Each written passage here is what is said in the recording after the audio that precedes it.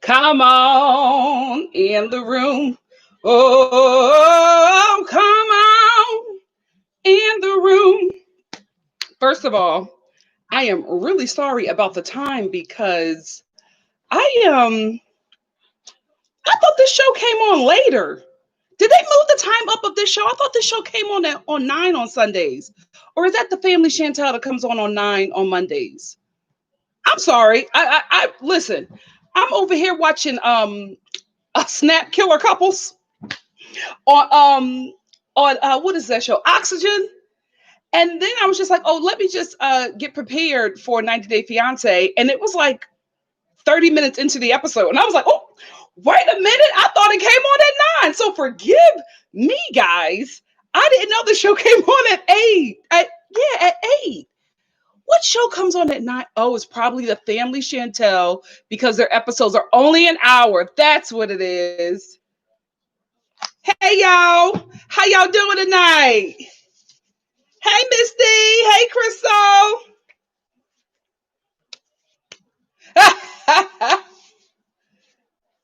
Hey, not your typical teacher. We live. We live. Hey, Sophia. Oh, thank you. Hey, Soprano. Hey, Angela. Hey, Marianne. Thank you. Hey, Princess. Hey, basically Brittany. Hey, Marie. Or is it Mary? Is it Marie or Mary? No, it's probably Marie. Hey, Whitney. Hey, Kimberly. Hey, Eliana. Oh, I'm so sorry. I'm telling y'all, I was knee deep into a really good Snap Killer Couples episode. And I just listen, the Lord was like, you need to flip over. You need to see what's going on at 90 Day Fiance. And baby, mother was late. Real late. What's up? Y'all, Toronto, Philly is in the building. I love how, like, even when I'm not on, y'all be chatting up and, becoming friends. I love it. Hey, Paladin Pugs. Yes, listen to our girl. Don't forget to hit the like when you come in the room. H-Town, what's up? Oh, Mel Fitness, good for you. Good for you. Do you have a channel on YouTube? Because I've been looking for some new routines. You know what I mean? Like quarantine workouts, they get old really fast because you don't go anywhere. So I'm trying to mix it up with some fun stuff. I've been doing like Afro beats workouts on YouTube. I want to mix it up too because I keep on doing the same ones. Because when you get the combination right, you just I'll be in it, right? But let me know if you do some stuff. I would love to check out your channel. Hey, Leah, what's up, Becca? Oh, a treadmill, good. I wish I could do a treadmill. I can't. My mama ain't got the knees that she used to. I could do like long walks, and that's it. You know what, Kimberly? I haven't watched the new Mama Boy show. It looks good though. It looks good though. You know what? Let me get something to drink because I made this what is it called? I'll just call it my own creation. I made this vegetable curry soup and I added Scotch bonnet pepper to it. And my God, guys, I'm on fire. I am on like sweating. It's freezing in my house and I'm sweating. Let me get something to drink. Hold on, I'll be back.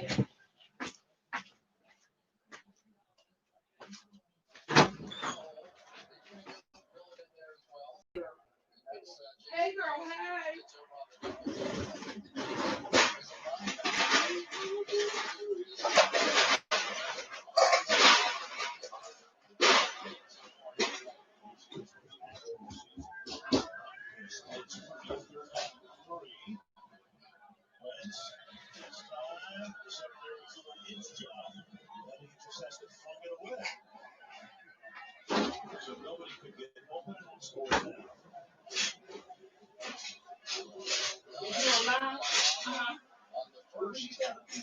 I told you I'm trying to drink this soup. It's like I'm burning up. I'm burning up.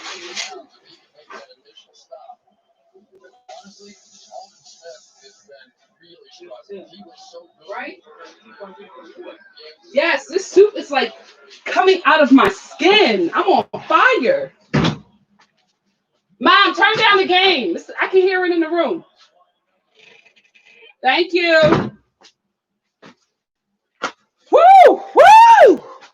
Guys, like seriously, don't play with that Scotch bonnet pepper. Like you can't see it, thank the Lord, but I am like steaming, steaming.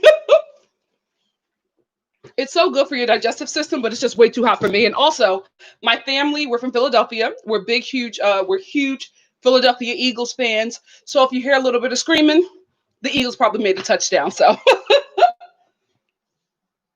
East York, what? East York, PA? Is there an East York, PA? All I know is Philadelphia and Pennsylvania. I don't know nothing else. Oh, it's snowing. Good for you. It was like 90 degrees out here in LA, Leah. I went out dressed for the fall, and LA was just like, oh no, girl, this is the West Coast. Take all that stuff off. I was in IKEA sweating up a storm.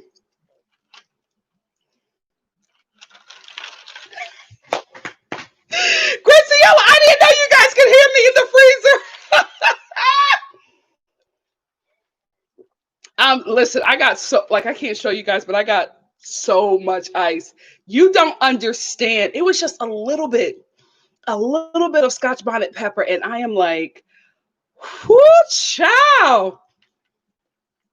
How are we doing tonight? This episode was insane. Insane. Insane. I've changed my opinion on a few couples, so that'll be interesting. I'm going to get started in like 2 minutes. Just checking in on y'all. Make sure when you come in the room, you're coming with your lights, love. Mama giving y'all some time to get in. Some time to get in. But this was a juicy episode, so we're going to talk. Hey, Mom. Did you mean to put the colors of the gay flag in the comment section? I mean, I'm an ally. So, amen. I don't have a problem with it, but I want to know, is there a meaning behind this?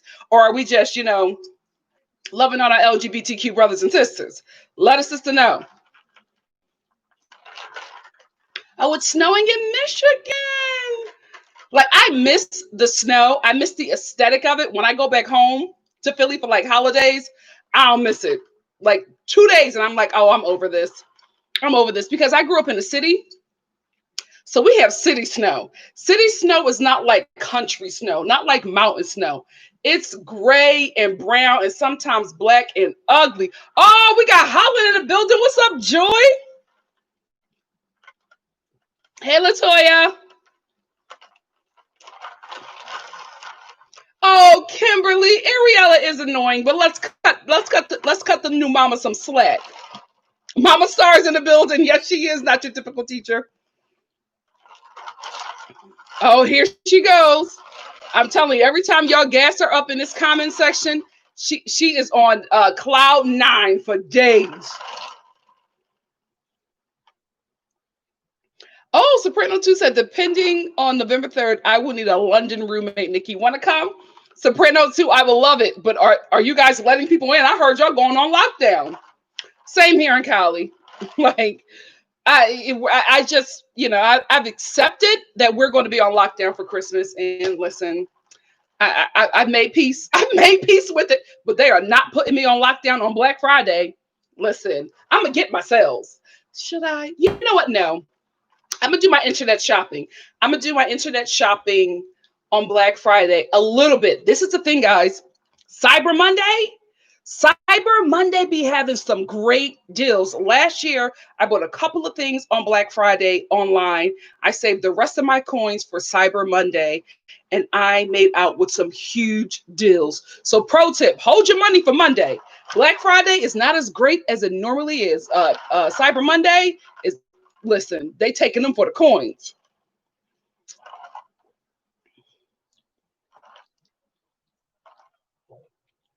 She's a new mommy. Oh, we're going to disagree on Ariella tonight.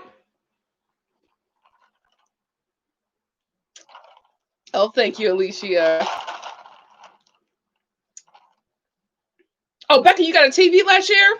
Baby, I basically got every appliance in my kitchen last year for like under $100.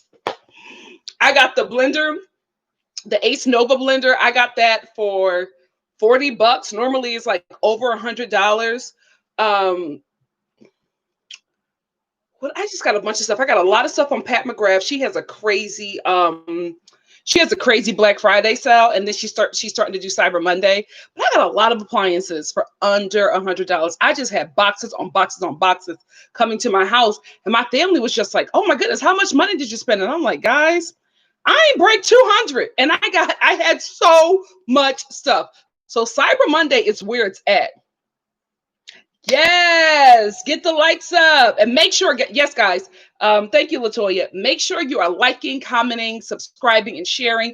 If you don't want to do all, please do two. And I really would appreciate if you like and share my work. That really helps the channel grow. You know what I mean? If you have a chuckle and you think that I will be a good fit for somebody out there, share your girl's work. Thank you so much. And keep up the likes, because that lets YouTube know that people who are looking for this subject matter really enjoy what I'm doing. Because so many times people are just like, "Oh my goodness, I just discovered you." And I'm like, "I've been here. I've been here. Thank you for just discovering me. I appreciate it." You know what I mean? I appreciate that my work is still getting out here, but I'm like, "I've been here. We've been here for years." Hey, Felicia. Leah, no, I was never on an episode of Greenleaf. I was close, but I never got booked on that show.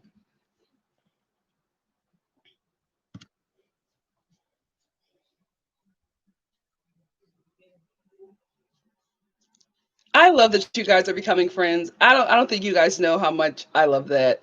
Oh my goodness, what if somebody becomes like best friends from like being in my chat and my comment section, my chat comment section? That would be awesome.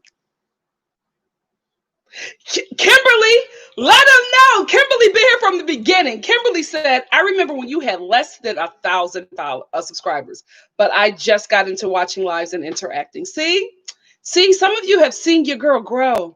You've seen your yes, Felicia. This is one of my favorite turbans, because I'm chocolate, so I look good in like earth tone. So like the green and the gold really do it for me. But I always go back and forth between my green and my gold turban, because I look good. I look fly. Hey, I look good. Touch my swag. I wish you would. Oh, this is why you asked me if I was on Greenleaf. I forgot I had this shirt on. No, my sister used to work for OWN. So, she got a few of these shirts, or with OWN. So she got, she always got a lot of swag. So it's like, a cute night shirt. Oh, Graciela, me too. That's what I'm talking about, Becca. Becca said, "I get pregnant and new moms the benefit of the doubt." That's what I'm talking about, sis. And what time is it? It's 13:13. Listen, if y'all in the room, y'all in the room.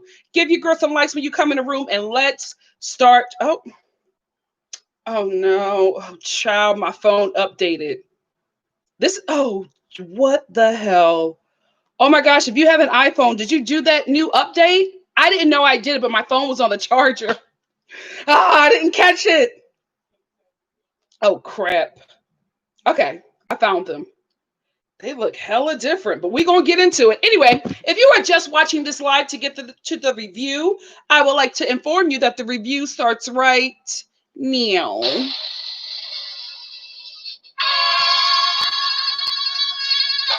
Let's get into it. So let's start off with Brittany and Yazan.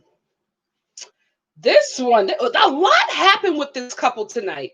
So listen, Yazan is obviously going through it because we talked about it before. Y'all know I don't know who the family members are, but I think it's his aunt. Nobody is messier in the family than an aunt. I think Yazan's messy aunts are going on Brittany's Instagram and reporting back to the family. And now they're reporting all of this kind of crazy mess because, they're not able to be as free and open with their bodies as, American women are. And they choose that as well, right? So they have an issue with that. And they're looking down on Britney because she's on Instagram, in a teeny, bikini, but girl got body. You know what I mean? So they're thinking that because she has all this body and she's not afraid to show it, that she's this uber promiscuous woman. And now it went from her, showing her body in a bikini on Instagram to now her being a porn star. So Yazan is going through it. His father has taken away everything, all of his support to make him bend to his will and leave Britney. But Yazan is in love, right? So he's not going to leave her. He doesn't care what his family says, but it's very obvious that the isolation, the separation from his family has done a lot to him. You can see it. He's stressed out, doesn't look like he's sleeping. He's working all of these long hours to be able to provide for Britney, and he's miserable, right? So his brother, who, let's talk about the elephant in the room, right? The brother is fine. I was trying to feel bad for Yazan in this scene, but I kept on looking like, oh, Britney, why didn't you talk to all the brothers? But anyway, anyway, so he's talking to his brother and he's just like, listen, he wants his brother to smooth over everything with him and his family. And his brother's like, okay, I'll do that. But you have to make sure that Britney isn't doing all of this. And listen, I love Yazan, right? Because he talked to his brother twice. He talked to his brother once to go tell him to meet with his dad. And then he talked to his brother again after his brother met with his dad. And his brother was just like, listen, Dad is he's angry, right? And he may, harm you if you stay with Britney. But after he talked to his brother the second time, right? I feel for this dude because he said, I don't want to change her, right? I want her to be able to live her life. I want her to be free in America because when she comes here, there's a lot of her life that she's going to have to sacrifice. She's not going to be able to do all the things that she did there. So I don't want to take those things away from her too early because of all the sacrifices that she's making. And basically, he loves her.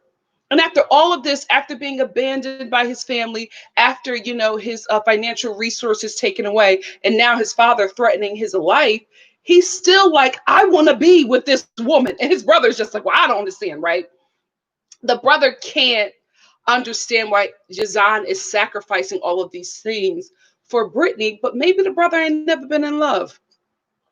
I think with all the toxic mess that's going on in this relationship, I do think these two really love each other. I think their biggest issue is compromise and communication. Britney and Yazan do not communicate properly. Britney and Yazan, neither one wants to compromise. So I don't know how this is going to work, right? I know there is love there. I always said it. I just feel like they're too unequally yoked, right? It just doesn't seem like this relationship could work in Jordan. I always said, I think they'll be really great in America, but in Jordan, with Yazan's family, who now thinks that Britney is a porn star, I don't see this relationship working. Let's talk about Yazan's brother meeting with his father to smooth things over for Yazan. Two things. Why is this entire family on Britney's Instagram? Like, I don't get it. It's like, to me, they're very pressed. They're very upset. And I'm starting to feel like at some point, you all are going to have to admit that you enjoy Britney's Instagram. Because I don't understand going to somebody's Instagram who you disapprove of and do not like so many times. Even a brother said she's still posting on Instagram. She posts every day. Why do you know that? Why are you on her Instagram if you disapprove of her? So somebody or everybody in that family is enjoying Britney's content. Now, maybe y'all don't like her because you're getting aroused from her Instagram and you starting to feel a certain way, and the way you're feeling, you're ashamed of because of your beliefs. Maybe that's what it is, because I don't understand. If you disapprove of this woman and you do not like this woman, why are you guys constantly on her Instagram to the point where you know what she posts every day? Y'all like what you see. And you're mad at Britney because she's making some things come up and some things dance around in your body that you haven't felt in a very long time. So instead of dealing with what you're going through internally, you're going after Brittany in the butt. Brittany love posting that butt on Instagram. Listen, if I had it, I'd do it too. No judgment, but I'm like, girl, you are about to get married. You know this dude is Muslim and lives in Jordan. Why are your pictures? Brittany, anyway, live your best life, girl, but you know you're going to cause some problems. So I just don't understand. I don't get the family on her Instagram so much. It's like they press. They are pressed over that girl's Instagram. And I think it's because they like it. They like what they see. They are not hate, scrolling through Britney's Instagram. They are horny scrolling through Britney's Instagram. This family got a thing with her. They like it. They like what they see. And instead of dealing with themselves, they're going to deal with Yazan and Britney. And it's not fair. It's not fair because, first of all, did y'all see the dad had Britney's butt picture saved in his photo reel? And I said, listen, everybody know what this photo is, right? Because the messy aunt's been sending it around and telling everybody about this girl's Instagram. Why you got it saved in your phone, though, Dad? Why do you have to have it? Everybody knows what the photo is. It's created so much controversy in the neighborhood, in your family. You don't need to keep that photo because he had it ready. He was like, can you believe what she's doing? Click, it's right here. I said, oh, what? Why is that photo in your phone? I would have felt some way. I would have been like, Dad, why you got bikini photos of your son's girlfriend or fiance in your phone? Like, you don't need to keep it. But we know why you got it in there, Daddy. Let's tell the truth and shame the devil. Also, the brother. Did you see his face when the dad showed him the picture? He was like, listen, they like what they see. We can't deny that because the brother was trying to act all serious, but his eyes kept on going to that picture until the dad clicked it off. Y'all jealous. Y'all jealous because Yazan is about to experience something y'all can only imagine. Y'all see this woman, this spicy, a Black American woman with all this body and freedom, and y'all jealous. That's what it is. Y'all jealous of the woman your son is about to bag. I see the hate. I see the hate. I see it. Y'all not slick. Y'all not slick. I would have been like, Mom, why you got a picture of my man in your phone? Like, what's up? What's up? Like, let's talk. Like, you don't have to have it saved. Everybody know about this picture, Daddy. What's really going on? What's really go like an upstanding religious man like you just keep that in your phone? No convictions from your religion or from you being so conservative. What conservative person has something like that in their phone? I see you. I see you, Papa Yazan. I see you. Let's talk about.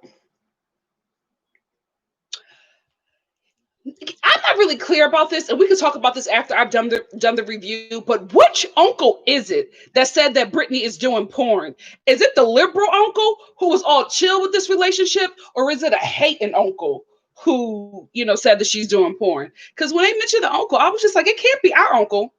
Our cool liberal uncle who was, talking to Yazan's dad about their marriage so that he don't kill his son. Speaking of killing his son, listen, no judgment. I'm sorry, I'm lying. Judgment, right? This is not my, I'm not Muslim. I'm not from Jordan. This isn't my culture or my religious beliefs. Having said that, I just got to be real with you. If my mom and I are sitting down having a conversation about my sister's man, who she disapproves of, if she says to me, if she don't break up with this man, I'm a killer.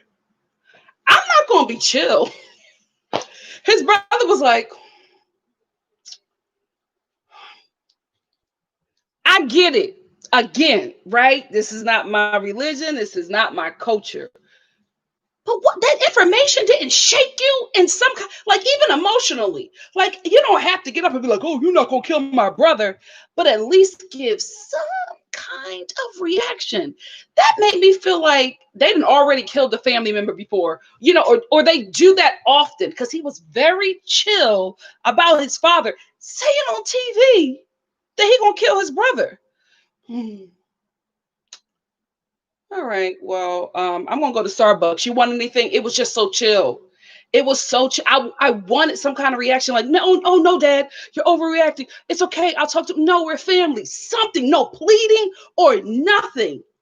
You don't have any kind of reaction. Your reaction is to go to your brother and say, "Oh, don't marry her, or Dad is going to kill you. Let me finish working on this bike," or whatever that part was that he was fixing. And I was like, "Oh, this family is different." Y'all just talk about murdering each other real nonchalant, and it's just like, okay, this is just what we talk about over dinner. Okay, Brittany, stay in America. Stay in America, because I was just like, that I knew that something like this was coming up, right? I just didn't think that it would be just so chill, right? Just so easy and breezy. That was just very weird to me. Like no kind of reaction. And I'm like, either you guys have done this before or your dad has talked about this before. Something already happened for them to be this chill. Um, let's talk about Brittany and her dad. Um, it's gonna be shady. But real talk, I didn't know because we saw Brittany's dad in the beginning, but maybe I wasn't paying attention. But I didn't know that Brittany's father talks through his teeth just like Brittany. Because like he was talking to Brittany, he was just like, "Oh, I don't like him for you. Oh, I just don't." I'm like, this family does not open their mouth. I was just like, you know what? If these two wanted to really make some money off of this show, they can do a 90-day fiance, ventriloquist tour where they like Brittany can get a dummy that looks like Yazan, and her dad could get a dummy that looks like her mom, and they could just do their little, because they have the skill. I don't know if they do this as a profession, but they have the ventriloquist skill because they are such great teeth talkers. If you guys watch this scene back, they never opened their mouths. It was all teeth. Oh, hey, okay, Dad. I'm gonna get on the phone. Oh, I love you. Like it was just teeth. No open mouth. We didn't see any tongue. They are teeth talkers. Brittany, real talk. I know it may sound a little weird to you, but you are gifted with the skill of ventriloquism. You and your father really need to put something. This could be like an extra little thing on the side where you can make money. Going you with a Brittany with a ventriloquist, with a Yazan dummy on tour. She would make so. I would go to see that. I would go to see Brittany, do her little ventriloquist 90-day fiance show and kill. She naturally has the skill to do it. If she decided to, study it, do a little work, rehearse it, I'm telling you, sis, you will make so much money. So much money. You're gifted. I can't even do it. Like I'm trying to do it right now, and I'm struggling. Like, yes, I'm not getting on the plane. So good. I was just like, oh, so this runs in the family. This is a little trait. The whole family is teeth talkers. Wow. I didn't know that was something that was like hereditary, or that you inherit. But listen, it's in you, sis. If I was you, I would do it. It may sound weird, it may sound cheesy, but you will make some money. I would go to that show and lose my mind laughing. It would be such a great show. You know what, sis? Call me. Let's put that together. We can let me know. My contact information is in my about section. Get at me, Brittany. Let's make some money because you could do it. You could do it. Now,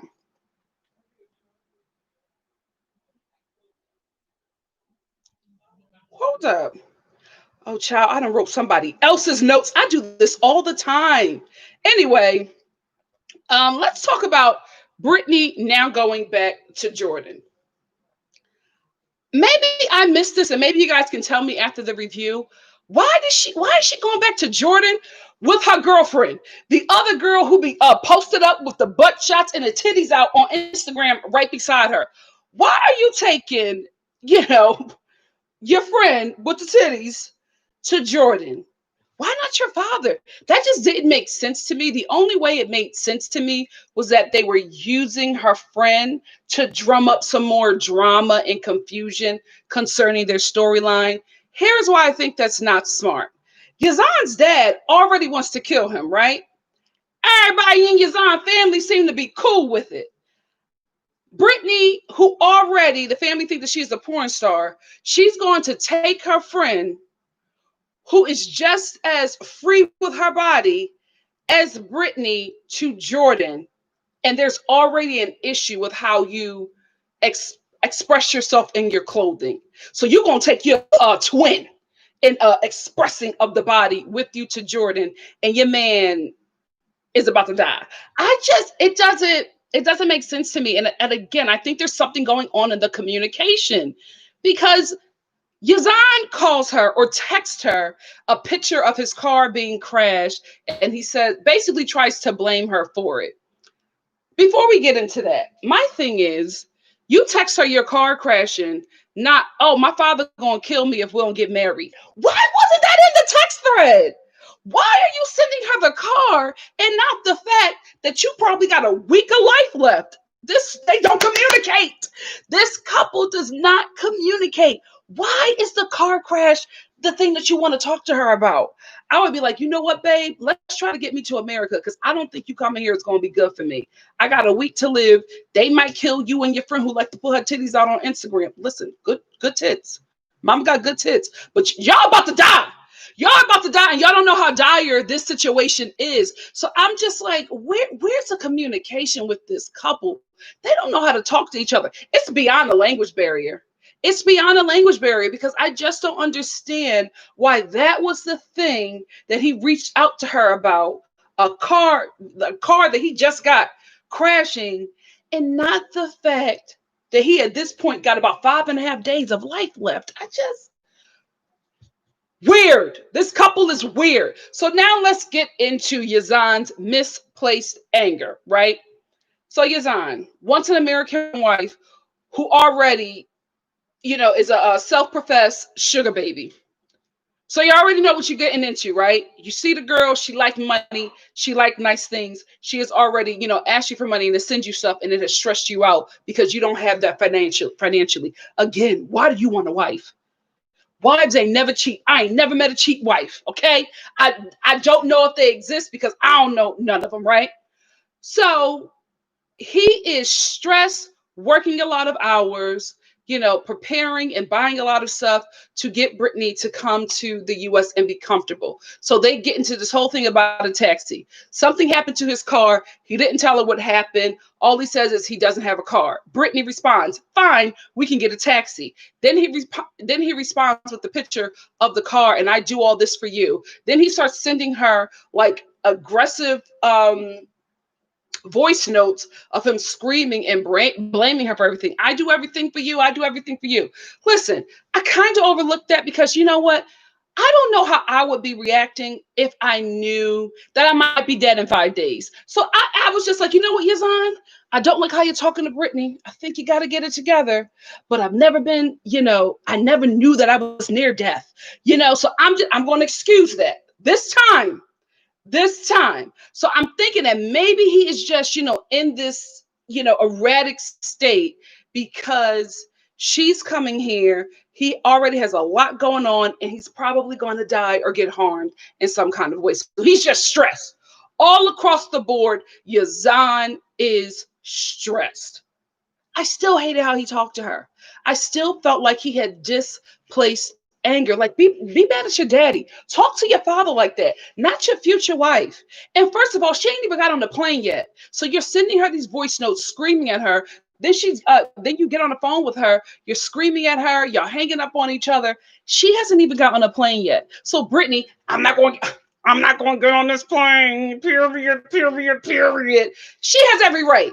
because of the way that he's talking to her. She already knows that she's going into a stressful situation. And now, before I even get on the plane, you're like screaming at me and cussing me. If I was Brittany, I wouldn't get on that plane either. We all know from the previews that she is, because she's contractually obligated to the mess. But I felt her in that moment as well. Like, I got her being like, I'm like, why are you even talking to, like, why are you talking to me like this? I'm sacrificing everything that I know to come here in Jordan to live. I'm going to have to change everything to live with you. And before I get there, you're blaming me because you're providing. Why do you want to be a husband? If you can't provide, you should not be looking for a wife. I think Yazan is just so desperate to have sex. I'm a play along. I'm a play along like he still can wear white on his wedding day. I'm a play along with that, Yazan. But I just don't think that without the cameras, you're turning down any offers from Brittany. I don't believe it. Because remember, I told y'all why I didn't believe it. Remember when he got her that apartment and she was in there and the cameraman was there filming them, and she going to sit down next to him, lean in with the titties first. We all know, we've all been there. So she's leaning in with the titties. She grabs his arm and she just like, oh, are you staying? And he's like, no, I have to go, trying to let him know the cameras are here. Let me leave. I'll circle back around. And, you can take me to America's Disneyland. That's what I believe is going on. But for the sake of his life and his family's honor, we have to play this game. But I do think that they have been intimate. And I think he wants some rounds. He wants to go again. And I just feel like I do feel like he also loves her. But I think, he's also a young man who is sexually frustrated, and, he's about to die, or fearing that he's about to die in a couple of days. So I do know that the dude is going through a lot of stuff, and I feel bad for the both of them. I still don't think how he spoke to Brittany was right. And I don't think that any of that was her fault. He needs to talk to his family, address them. You know what I mean? Brittany is not of your culture. So you're showing this American woman that, one, you cannot provide for her, and two, you cannot protect her. That is two things that every woman looks for in a husband. Even if we're making a lot of money, our own money, we still are looking for provision and protection from you. Because the thing for us is, if I ain't got it, at least you got it. I love you. You fine. You know what I mean? We're also together because I know that if I can't make this, if I can't pay this, my dude got it. You know what I mean? We all want to have that security where it's just like, I can call him and he can take care of it. You know what I mean? Brittany don't have that with him. And I feel like if this wasn't a TV show, I don't think she would be going back to Jordan. I really don't. I feel like her and her girlfriend are going to Jordan to, film the scenes that she's contractually obligated to film. But I think they're going to have a little fun girls trip in Jordan. That's why the friend is coming. There's no other reason for her friend to be there. She's not for support. She's going to help her bring some conflict to the show. But I think these two are playing with the wrong kind of conflict. You know what I mean? Like, you're not going to meet your boyfriend's family in Houston. You going to freaking Jordan. This is not America. You Americans better stop playing with these people overseas. You know what I mean? Because I was watching Snap Killer Couples today, and this young girl and her boyfriend went over to Indonesia and killed her mama because they wanted to be together, and they thought that they can escape and get back to America and, live this life. They gave this whole story, we was attacked by gangs and all this stuff. The evidence didn't lead up to that. So you know what they did in Indonesia? They locked her and that boy up. The boyfriend is doing 20 years. They were lenient on the girl because she was pregnant, but she did about 15 years in prison, or she has to complete 15 years in prison. Y'all better stop doing it. Y'all better stop going over there playing with these people's cultures and customs and thinking you could just get back to America safely. Don't get caught up. Don't get caught up. So Brittany, you and your friend, I hope y'all put y'all titties up, because we don't know if y'all going to be able to get out of Jordan and back to America safely. Y'all better stop playing them games. Y'all better stop playing them games. Brittany, you playing a dangerous game. You and Yazan. I just can't believe that the brother was so chill. Your dad said that he was going to kill your brother. And you're like, okay, I'll go talk to him. Do y'all love each other? I mean, they do love each other because the way he hugged him, oh, Yazan was just falling apart. I don't, it's not my culture, not my business. Let me let me just move on. Let me just move on. And I will say this, right? Although I like Yazan, I do, and I think he's in love with her, and I think the dude is going through a lot, and I gave him a little, gave him a little grace.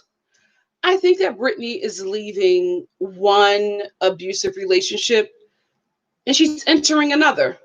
Because the way Yazan speaks to her, like I remember when they were in the car and he was like, halas, halas. And she was like, you better stop. And then like he's calling you, he's sending you voice notes and he's screaming. He screamed so bad at this woman that the producer was just like, what's going on?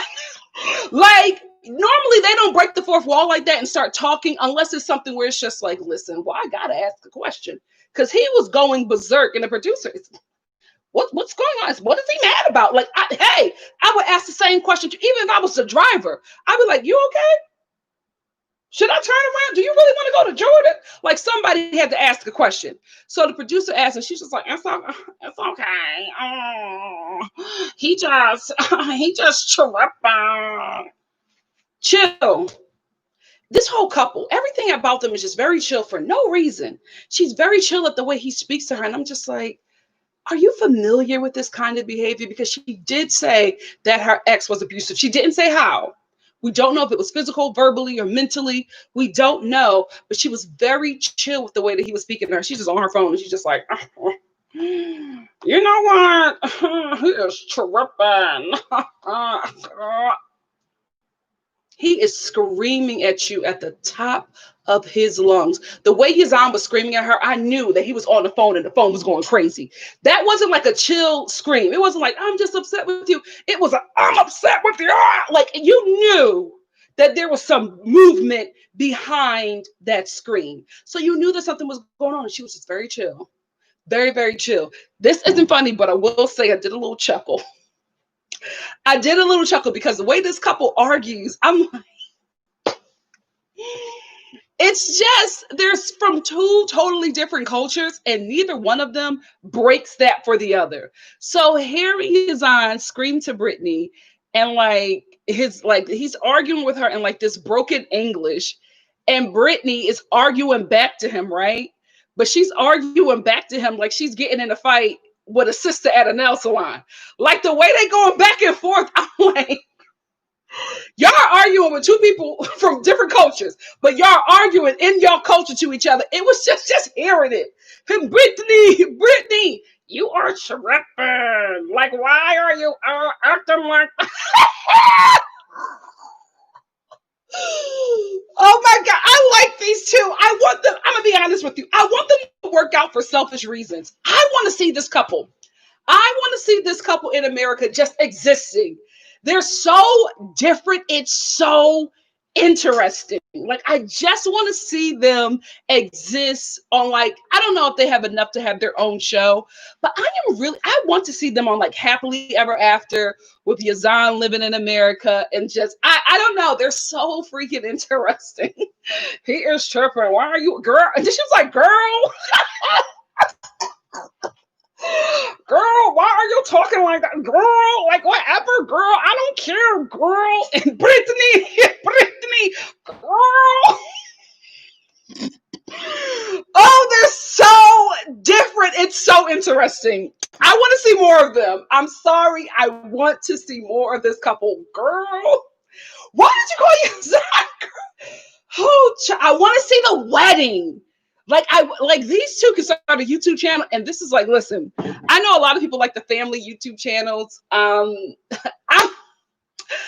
like the messy couples. I'm sorry. I like the messy couples because there's always some kind of suspense. Them cookie cutter, IKEA, Gap family commercial, holiday commercial families are good for other people. For me, I need the messy couples. I need the messy couples who, like, every other video, we broke up. We did another video, we're back together and we're pregnant. Another video, living my life as a single mom. Wait a minute, girl, what happened 2 weeks ago? Y'all was getting lit. Oh, the messy YouTube couples. I logged into his phone and I found that he was cheating on me with another YouTube makeup vlogger. Like, it is just, baby, those messy couples. Whew, I live off of them. So let's get into who's the next couple? I'm sorry, I didn't got so interested in Brittany and Yazan. I just want to see more of them. Anyway, let's get into Kenneth and Armando. So it's going to be really quick with Kenneth and Armando. Nothing, like, I'm not saying nothing happened, but we didn't get a lot of scenes of them this episode, I guess because of what was going on with Brittany and Yazan. And I think child work. And I think next week's episode is going to be all of, sorry if y'all can hear that. Next week's episode is going to be all of Brittany and Yazan, because I think we're going to get Brittany meeting with Yazan, and I think his brother or his friend telling her that he could die for being with her. And so I think we're going to get a lot of them next episode. That's why we got to chunk up them this episode, because they are probably wrapping them up. Anyway, we didn't get a lot of Kenneth and Armando. What we did get of Kenneth and Armando is that they're trying to get a marriage license for a same-sex couple. And we all know that all over the world, you know, just like a lot of people are racist, a lot of people are homophobic. And a lot of these people are lawmakers, and they are hindering same-sex couples from getting married. It happens everywhere, and it's especially happening in Mexico. So they go to get a marriage license in Armando. I don't have any problems with this couple. Y'all know I love the both of them, but I'm like, Armando, everybody knows you don't go with one source, right? He's like, oh, I checked online and they said I could get married. People don't be updating their websites like they need to, right?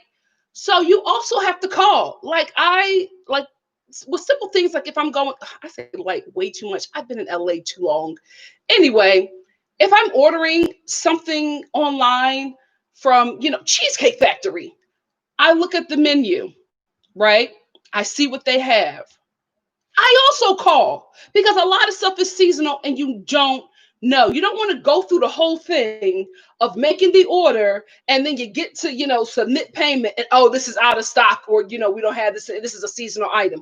Who needs that stress? If I'm doing that for just food, I'm doing that for doctor's appointments, for, anything concerning the DMV. Like you check those things, because a lot of times websites are not accurate. A lot of websites or, companies or whatever are not having someone to update their site every second. It's expensive, and a lot of, companies, organizations or whatever do not do that. So when he said that he looked online, and then him and Kenneth took this trip all the way there, only to be told, oh no, we don't do that. You have to go through this, and you have to fight this. And then if you get all of that approved, then you can come here, and then you could get married, right?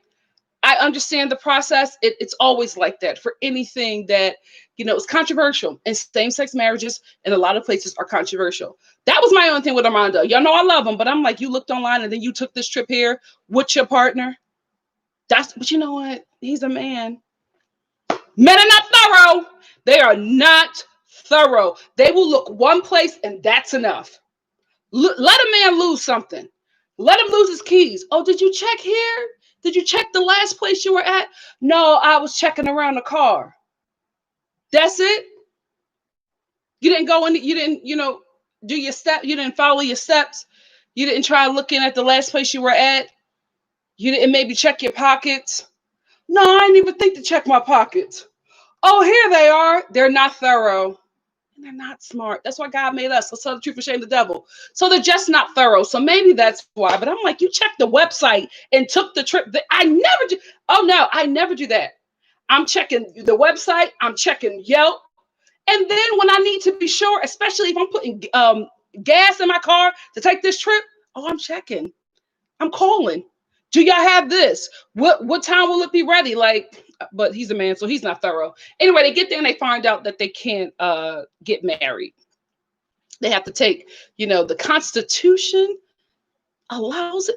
It was something. The Constitution was allowing it, but then there was something else that was blocking it. So they had to, that's what they do. They want to exhaust the couples. They want to make them jump through all these hoops, go through all this paperwork, so they can get to the point and be like, well, you know what? I don't even want to do it, and they don't get married. They do that with a lot of nations, do that to their oppressed people. Like they make it harder for you to achieve equality so that you can stop asking for it. So wasn't shocked by that. When they find out Kenneth, who's sitting there, I love Kenneth. I love Armando. I do not feel sorry for Kenneth not understanding what's happening. That is your responsibility. From the minute you both decided that Kenneth will be coming down to Mexico to live with Armando because he does not want to come to America with his daughter and take her that far away from her family. From the minute that was decided, you should have been on Duolingo with that harassing parrot or peacock, whatever that thing is, learning the language. Learning the language. You should have watching telenovelas. That's how I learned a bit of Spanish. Let me tell you something. What was her name? Pellegrina?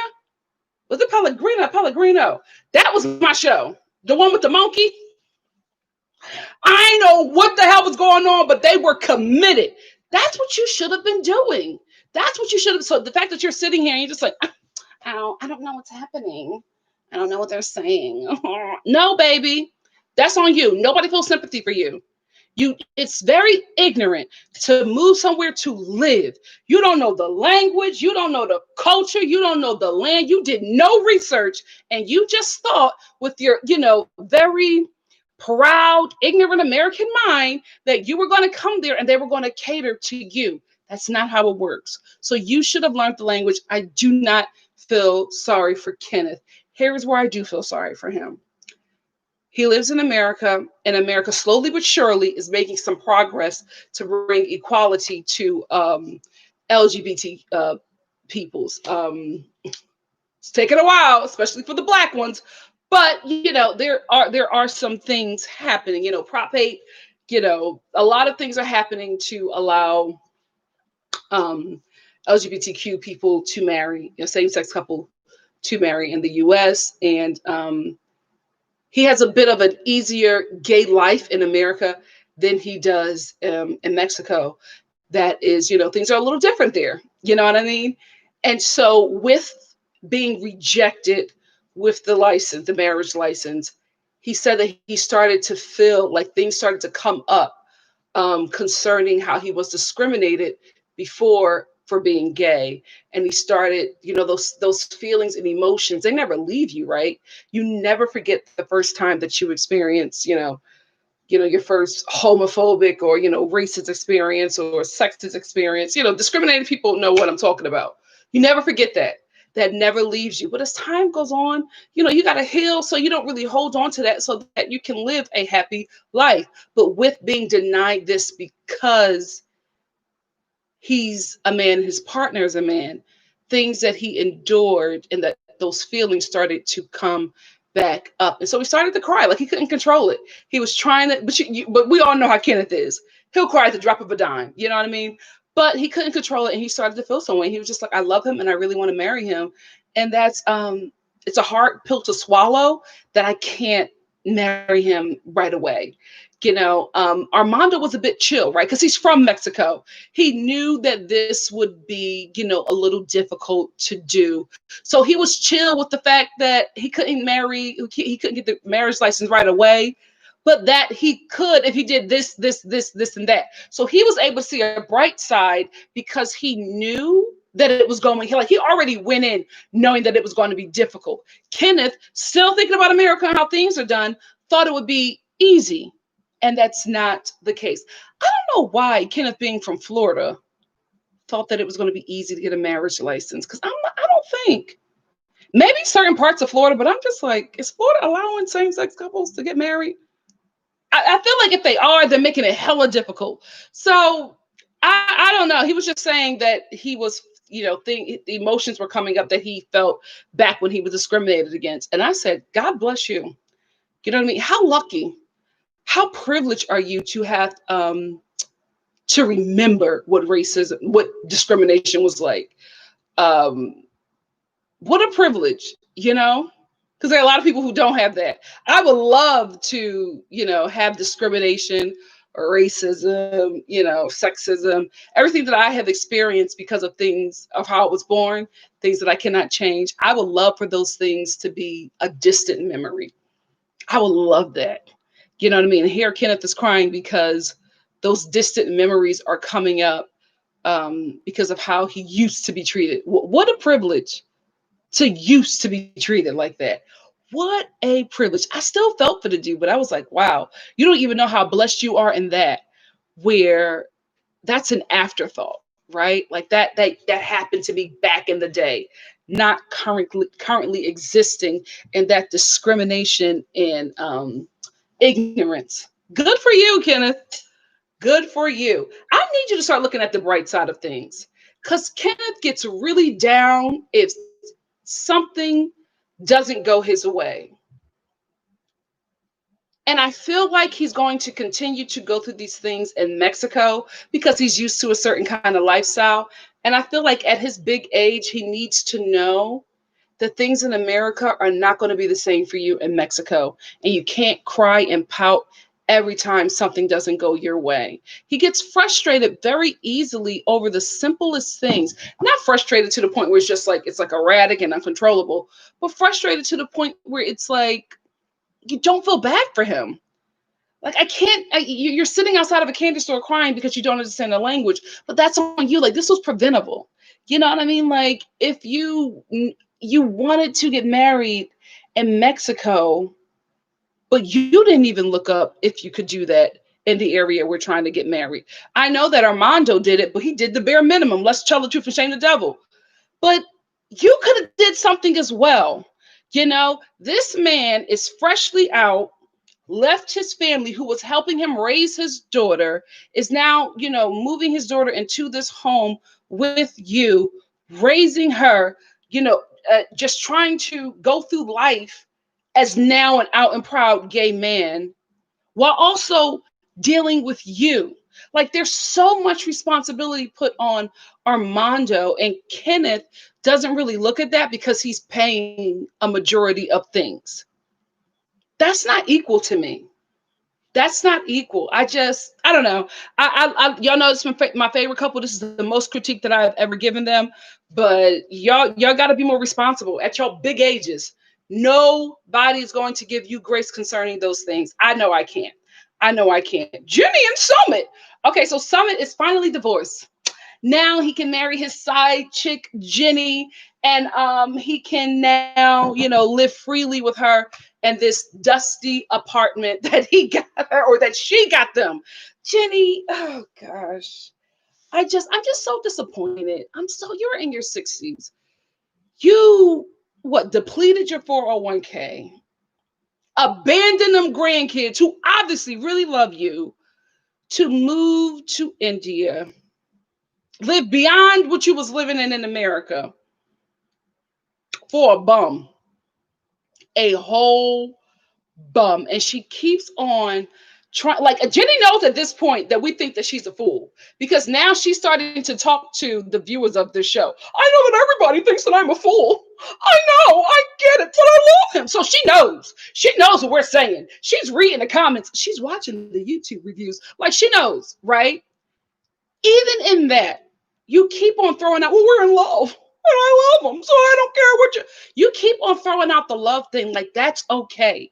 It's not okay, because I'm still team Summit's ex-wife. Here's why. Jenny and Summit constantly talk about that woman negatively on every episode that they're on. We have never met her. We don't know the situation. All we know is that her husband was having an affair on national TV. And her husband and the side chick dragged her on this worldwide, hugely popular TV show. I'm Team Summit's ex-wife. There's nothing that you can say to me about that. Well, there probably is something, but right now, there is nothing that Jenny or Summit has said that has made me see their side or want to be. Because remember, we were all chill with Jenny, right? We felt bad for her. We thought this old lady was getting scammed. But then mother was talking too much, and we found out that she knew about the wife. Well, he told me that he was getting a divorce. You're a side chick, mama. You're a side chick because you was living with that man for what? You were living with him for 6 months while he was still married. Then you came back and you are currently living with him. At this point, you've lived with this man for over a year and he is still married. He just got divorced. And he was in a marriage where the woman did not want to leave him. But she has to at this point because her husband has humiliated her on national TV. We don't even know if this woman can get married again. We're not looking at what that does to her. We're all supposed to feel bad for Summit and his simple side chick. I don't. I don't feel sorry for Samit or Jenny. I don't. Like this is I can't understand how they keep on trying to come on this show and give us a sob story and they still sound awful. They still sound awful. Oh, my ex-wife, she wants to stay with me because she loves me and I don't like her, so I want to get a divorce. She's a bad person. You ain't say nothing about that woman that sounded bad to me. Even Jenny. Like I'm like, oh, the family came over and I thought they were gonna beat me up. Why wouldn't they? My family will jump you. Like if you see your family member crying and being hurt and being humiliated on TV, it may not be right, but if I see you on the street, something might happen. I might not throw a punch, because I don't know. Listen, I'm pretty, so I told you I don't do all that fighting. I'm protected, right? So I might, say a little something, scream a little something across the street. Home record, you know what I mean? Like you have to understand that family is mad. And they have every right to be. You guys went about this the wrong way. Jenny on this episode should have been talking to Samit on the phone or Summit on the phone and been like, okay, now I'll fly out to be with you. You've been living with this married man.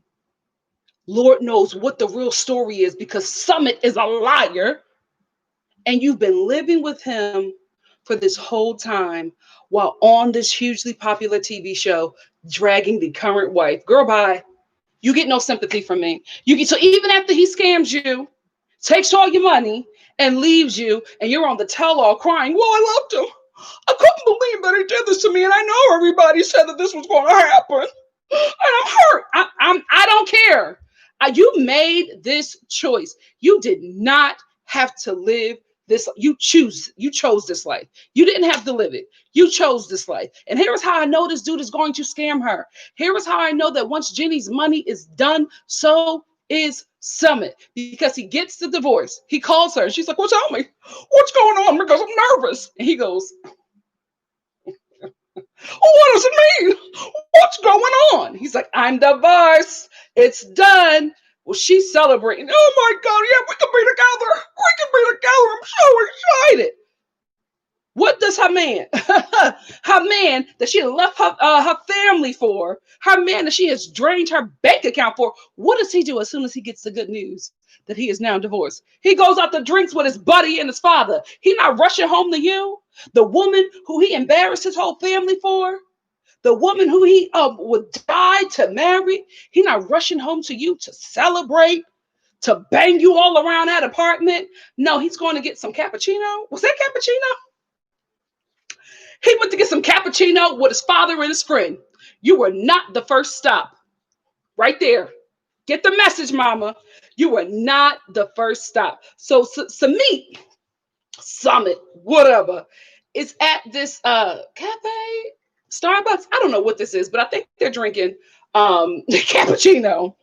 Before we get into what happens in this scene, were they being served by a child? I was like, because the face was blurred out. So I was like, is this a child server or a grown small man? I wasn't sure, but I was like, I think this is a child. What are the child labor laws in India? Because I was like, is this a 9-year-old? Anyway, so this child brings them their cappuccino. And the dad is like, okay, so you're divorced. I know you're happy about it. Where's my money? Dad wasted no time. Dad wasted no time. He's like, when am I going to get my money back? I have borrowed from people. I have borrowed from the bank. I need my money. Summit, whatever his name is, he goes, oh, well, I'm working as a cook at a cafe, so I don't make a lot of money. And Jenny Jenny doesn't want me to leave. She wants me to spend all my time with her. So now he's working on this storyline where he can't work because Jenny doesn't feel safe in India and wants him to be with her all the time. So this is the story he's going to take back to Jenny. I can't make any money because you want me to spend all my time with you. And if you want me to spend all my time with you, then you're probably going to have to put out some more money. Yep. You're going to have to drain your bank account a bit more so that we can spend time together. You're getting scammed. Why are you in this relationship with this man who scammed you the first time? Sent you pictures of a man that wasn't him. Talked to him she was talking to him for a while before he revealed who he really was to you. And that is only because he was put in a corner to do so. But you are basing your whole life around this man. That's the story he's coming up with. He's going to tell her she's going to have to pay more money for all, because she's already paying for the apartment. Summit don't have no real job. He's a cook at a cafe. You know he's not bringing in no money. Jenny is paying for everything. And you know the money they probably getting from the show. He's like, well, I got to pay my father back with this money, so I can't use the TLC money on anything else because I'm paying back my dad. But your dad is like, well, where's the money? When are you going to give me anything? So Samit is doing whatever he wants with his money and scamming his family and Jenny into paying for his lifestyle. So that's the second thing that he's going to come up with. The first thing is, I can't get a job to make a lot of money, and the money that I get, I got to give to my father. And then the second thing is Jenny wants to spend a lot of time with me, so I can't make a lot of money at the job that I'm not making no money at because of her. Okay. The dad is still like, oh, wow, that's unfortunate. Where's my money? His dad didn't care. His dad doesn't care about any situation. He wants his coin. Although I know that Summit is a scamming bum, I still felt bad for him. I was like, dang, Dad, he just left the courthouse. You want the money today? Jeez, hold on. You know what I mean? Like, let the dude make some money. Like, I don't think he's a good guy. I think some of this scamming, but I still was just like, wow, Dad is not letting up. And here's another reason why I think Summit is scamming. He knows that his family is never going to allow him to marry Jenny. But he keeps on telling her that he's going to talk to his parents. Every time he talks to his parents, they say no. You know your parents better than anybody else. You know them. He knows that his parents is going to say no. He knows that his family will never approve. He is going to use that as a reason to not marry Jenny. Because he doesn't want to. He doesn't want to. He's scamming this woman. That's what Summit does. He just scams people. That is how he makes money. He don't make money being no cook at a cafe. He makes money scamming people. Oh, I don't have the money. Why don't you have the money? And you trying to marry somebody else? Why don't you have the money and you already had a wife? So you had a wife and you was broke? So you got a wife and a side chick and you broke. Let me tell y'all something. You ladies letting these tender-eyed men scam you like this because, listen, y'all know I'm Team Summit's wife, but I'm just like, I'll be damned, okay, if a dude whose teeth are like this in the front, just all over the place. His teeth is going here, there, and everywhere. And he ain't got no job, so he ain't got no money, and his teeth are overlapping. And you let him play you? The devil is a liar. The devil is a liar. Summit got a wife and a side chick. How? How, ladies? Because you know why? The bar is where? Where's the bar? It's in hell. It's in hell. That's the only way that man is able to have a wife and a side chick, because the bar is in hell. Hopefully in 2021, we start raising the bar, ladies. We deserve better. We deserve better. Let's move on to Ariella and Benny. I told y'all we were going to disagree on our girl Ariella. I'm giving her a pass. Ariella is erratic. Ariella is annoying. Ariella is doing the most. Ariella just had a baby. This is her first time being a mom. She doesn't know what she's doing. She's learning and she's figuring it out. Ariella has never known love like this before. She is in love. This baby was roasting in her belly for 9 months. she could have lost her life giving birth to him because her body was cut open to get him out. And she would have gladly given her life for this child. She's in love. She finally understands God. You know what I mean? Like women, in my opinion, y'all could disagree. Women to me are the closest thing to God. I don't think anybody else knows what it's like to love like that. And not just women who give birth. Women in general, people don't understand how deep a woman's love is. Like, unless you're another woman, you know what I mean? Like, men don't get it. Men, that's why being just like, oh my goodness. Oh, she just overreact. This accent. I'm like, Binion. Like, because Binion he has an accent, but his voice is like, it's like if Mickey Mouse was Ethiopian. It's so distinct. Anyway, he doesn't understand. But she's so in love with this child. The way she was reacting when she heard her child get circumcised, her baby boy, she was just like, oh, I know that cry. I don't know that cry. He doesn't cry like that. He's in so much pain. Like, could you imagine? You're listening to your child scream, your 8-day-old baby boy scream bloody murder as his flesh is being cut. And because he's a baby, they didn't give him anything. They didn't give him no medicine. They didn't give him no numbing stuff because he's a baby. You don't want to overdose the baby and kill it. So the baby just got to tough it out. And his flesh is being cut from a very sensitive area. So she's outside frantic and falling apart. She's mad at Binion because she feels like, he manipulated her into doing that. But girl, so did your family. Your family was like, that baby can't make it to 10 days and he's not circumcised. So, she knew that this was something that she had to do. She reluctantly did it because, she knew it needed to happen. Both her family and Binion was pressuring. Both families were pressuring her to do so. But guys, she's a new mom. Oh, she was a wreck when she heard that baby scream. She loves her baby. Guys, this is a new love for her. Listen, we know Ari, okay? She's been in lust before. This is the first time she's been in love. And she just doesn't know how to act. She's a new mom. I say get a girl a break. Let her act a fool. The baby. Like, I think because we're watching this show week after week, it's a long time for her. We don't realize she's been a new mom for 9 days. 9 days she's had this child. So, let her be emotional. Let her hormones, calm down. The girl is all over the place right now. I don't have any issues with how she's acting. I don't have any issues. I do have one critique, though, Ari. You and Binion created this child. You and Benny created this child. I love that you finally, stood up to him and told him how you really feel. But again, this is another couple that I think has communication issues because Ari doesn't tell Binion what's going on with her. She tells us in her confessionals, but she doesn't tell him. So what happens is she says yes to a lot of things, and then she goes into the confessional and she's just like, I didn't. Another teeth talker, a talk to the teeth kind of person. I wasn't happy about it. I didn't want to do it. Why are you telling us?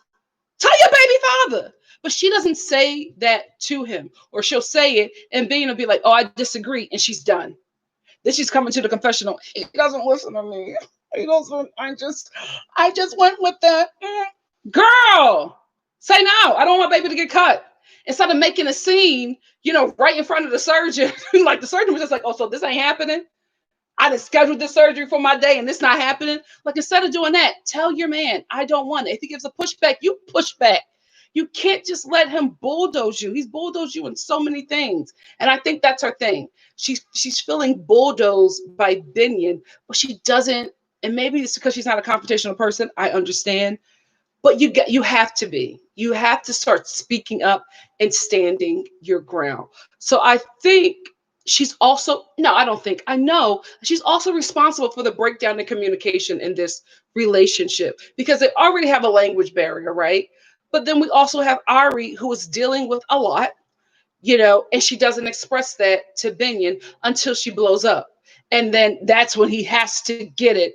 or she's just going to be nasty until he relinquishes his emotions and his feelings over to her and how she's feeling, right? Until he lets all of those things go, he's just like, well, it's fine, we'll do what you want to do. That cannot be healthy in any relationship. Communication, communication, communication. They need it. This is another that does not have it. And my other issue is, mama, y'all created this child together. You have to stop screaming at this man saying, it's my baby. He's already dealing with the fact that his first wife has his child in America and he can't be there with him. So I kind of feel like Ari getting pregnant was intentional for Benyon. I don't think it was intentional for her, but I kind of feel like Benyon was probably, no shade, Ari, I could be wrong, right? I feel like he was probably using her womb to reproduce a replacement child. That's where I'm at. I could be wrong. But I feel like he's mourning his son. Like he's mourning fathering him and being around him. So when he got the opportunity to create that American Ethiopian son with another white woman, he did it. I feel like he was, searching out, some American tourists, and he found one. And he found the right one to get pregnant and give him his replacement son. So he can give this son everything that he wasn't able to give his son in America. Again, I don't feel sorry for the dude because Benyon created that situation. If Benyon never cheated on his wife, he would, still be able to raise his son. But I do get that from him because every time he talks about, Ari and the issues they're having with their raising their child, or just what they want to do with their child, he takes it back to, well, I didn't get this with my son, and he uses that against Ari as well, to manipulate her when he wants her to do certain things. Well, I wasn't able to do this with my son. I didn't get to see my son do this. I want to be able to do this with my son since I wasn't able to do that with my son here. He uses that a lot, and I think that's just a pain that he's dealing with. And I think this is what he's doing. I think this is his replacement baby. Sad to say, but this is what I think. I could be wrong, but I feel like he is using this child to, help heal whatever pain or fill any void that he's feeling with not being able to be with his first son. That's what I get. And having said that, I think when Ari screams at him and says, "This is my child. This not even child. This is my baby," girl. Are you taking the medication that they're giving? Are you taking them prenatal pills? Wait, do you still take prenatal pills after you have the baby? She got to do something. Maybe drink some lavender tea, chamomile lavender tea. Mama, you need to chill. Anyway, when she says that, that hurts him.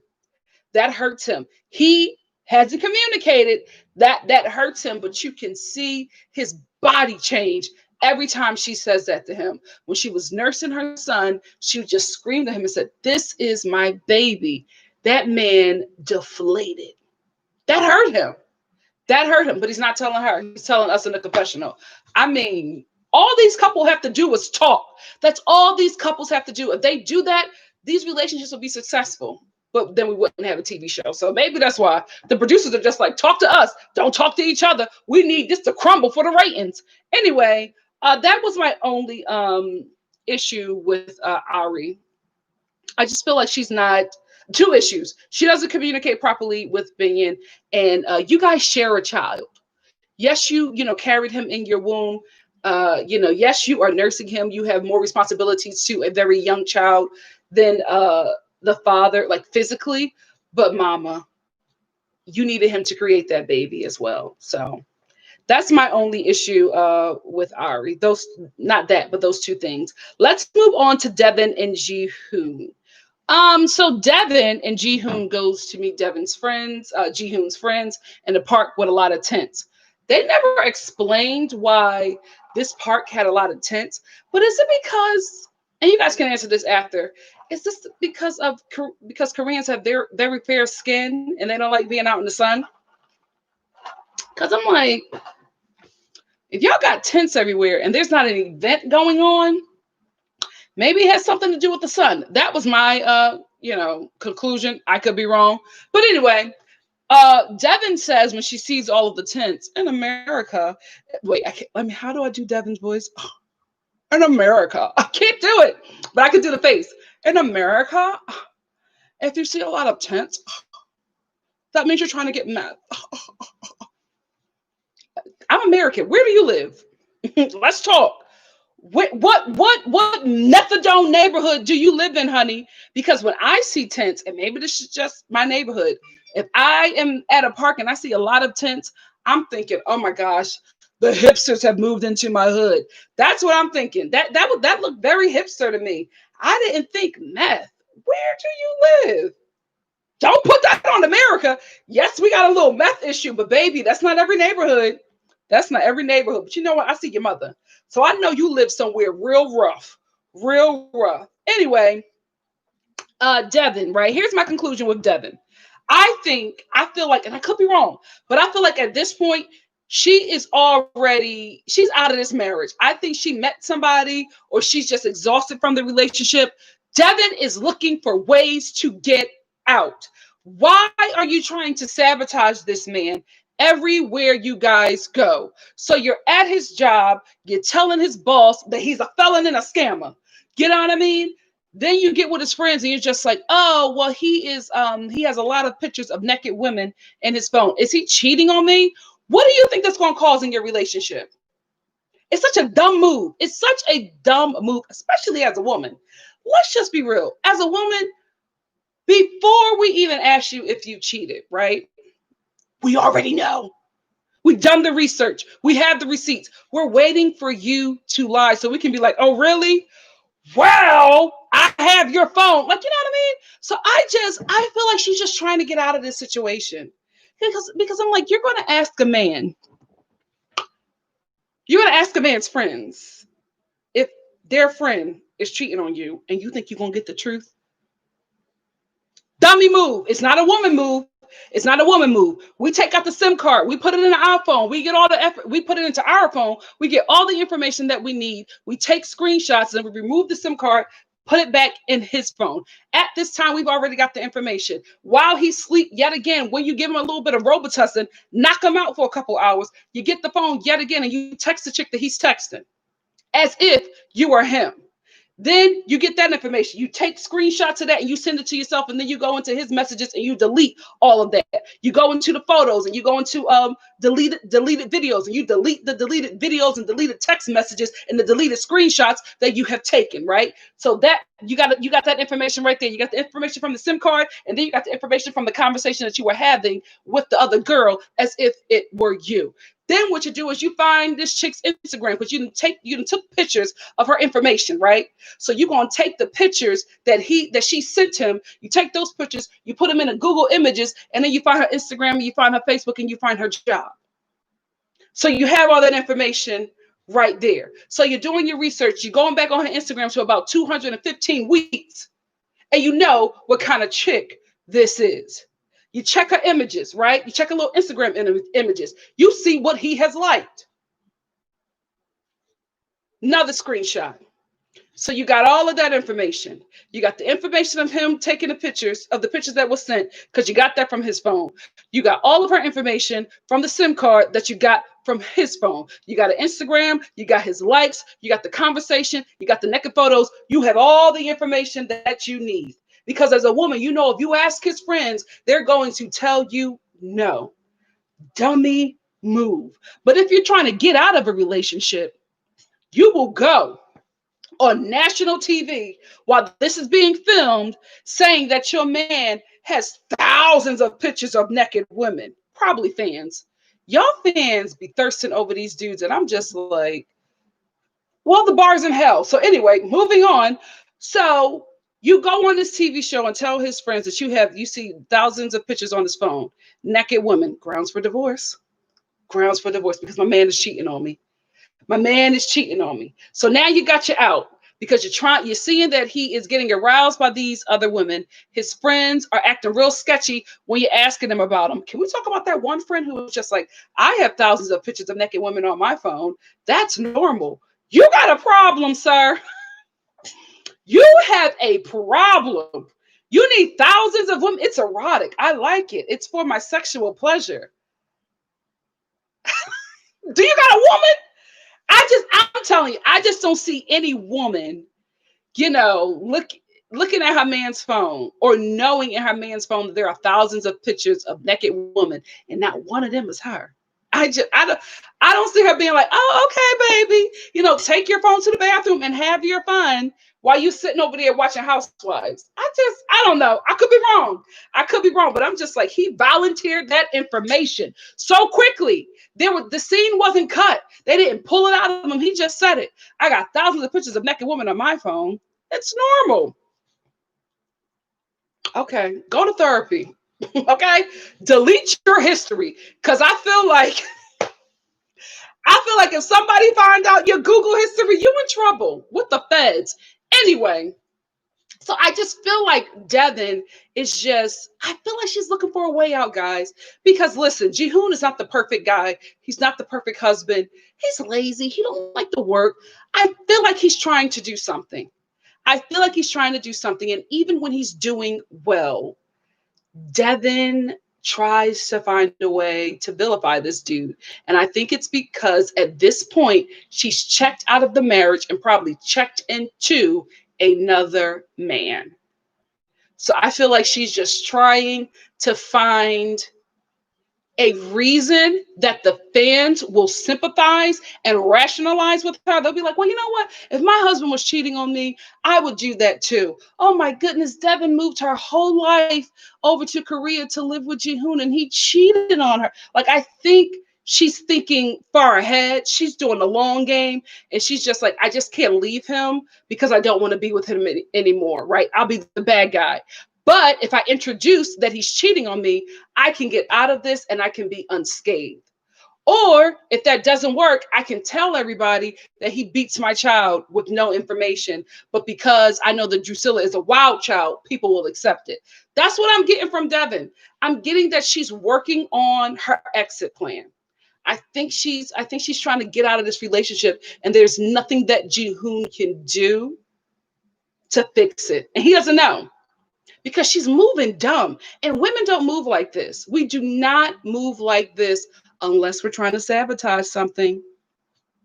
Unless we want to be so awful that you leave us, or we try to make you so awful that everybody can understand why we left.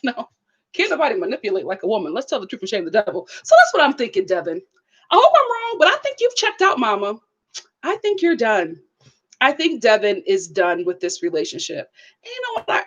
Listen, I can't blame her. She's been through a lot. Like, I'm not mad at the girl, right? But I think she's being slick. I really do think she's being slick.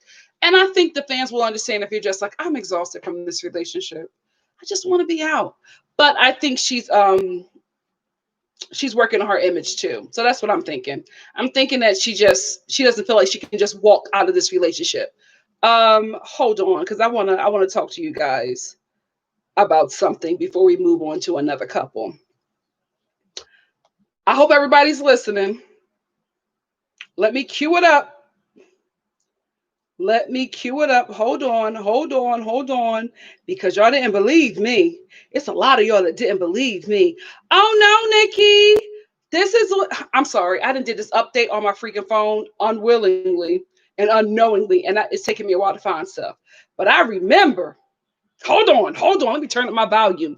I remember when I said I made a comment and y'all said to me, oh no, this is what happened. Let me tell you something. I know what I know. I got the gift of discernment. Oh, yes, I do. Because I remember when I first started reviewing this show, season 1, I told y'all, I said, ain't no way this couple fell in love and got pregnant and they're getting married and they're living their happy life. Ain't no way these decisions with this couple was made without them getting pregnant first. Because we all know, well, I know that Devin went to Korea, no shade. She was having a K-pop whole season. Mother was living out her best fantasies in Korea, and she was jumping up and down on Ji-hoon unprotected. Yeah. Oh, Nikki, no. Devin said that his penis is so skinny. How are y'all still together? Okay. His penis is so skinny. The condom didn't fit, so it slipped off, and that's how she got pregnant. Devin don't want y'all to know that she was over there in Korea having sex with this man that she met for the first time unprotected. No condom, no nothing, legs open, no barrier. And she got pregnant. So Devin comes up with this story because she don't want people to think that she was in Korea dipping it and doing it with no protection. But I know. I said this girl has, and they had sex one time. Get the hell out of here. He was banging her all up and down Korea. Okay, that's another thing they lying about. But she wants to. I went over there. We met and we fell in love and we had sex and his skinny Korean penis. The condom fell off. This is this lie she's telling y'all and y'all believing it. But I knew. I said Devin went to Korea and she had a little K-pop whole season. Listen, people have preferences. Okay, you can like what you like. Ji-hoon is what she likes. And she went over there and had a good time and came back with a baby. How I know this? Listen up to everybody who told me it was because he had a little penis. Listen up. Hold on. I hope y'all can hear, because I done built this thing up. I hope y'all can hear this. Hold on. Hold on. 내가 만약에 너를 사랑하지 않았더라면 난 콘돔을 썼을 거야. If I didn't love you, I would have used a condom. Say sorry. Say sorry. Did you hear it? Wait a minute. Apologize to me in the comment section. Did you hear it? Did you? Hold on. Hold on, iPhone. 내가 만약에 너를 사랑하지 않았더라면 난 콘돔을 썼을 거야. If I didn't love you, I would have used a condom. I know what I know. I know what I know. She was not using condoms sleeping with this man. It's okay, Devin. Tell the truth and shame the devil. But she didn't want to, she didn't want to deal with the shame of that because that still happens, right?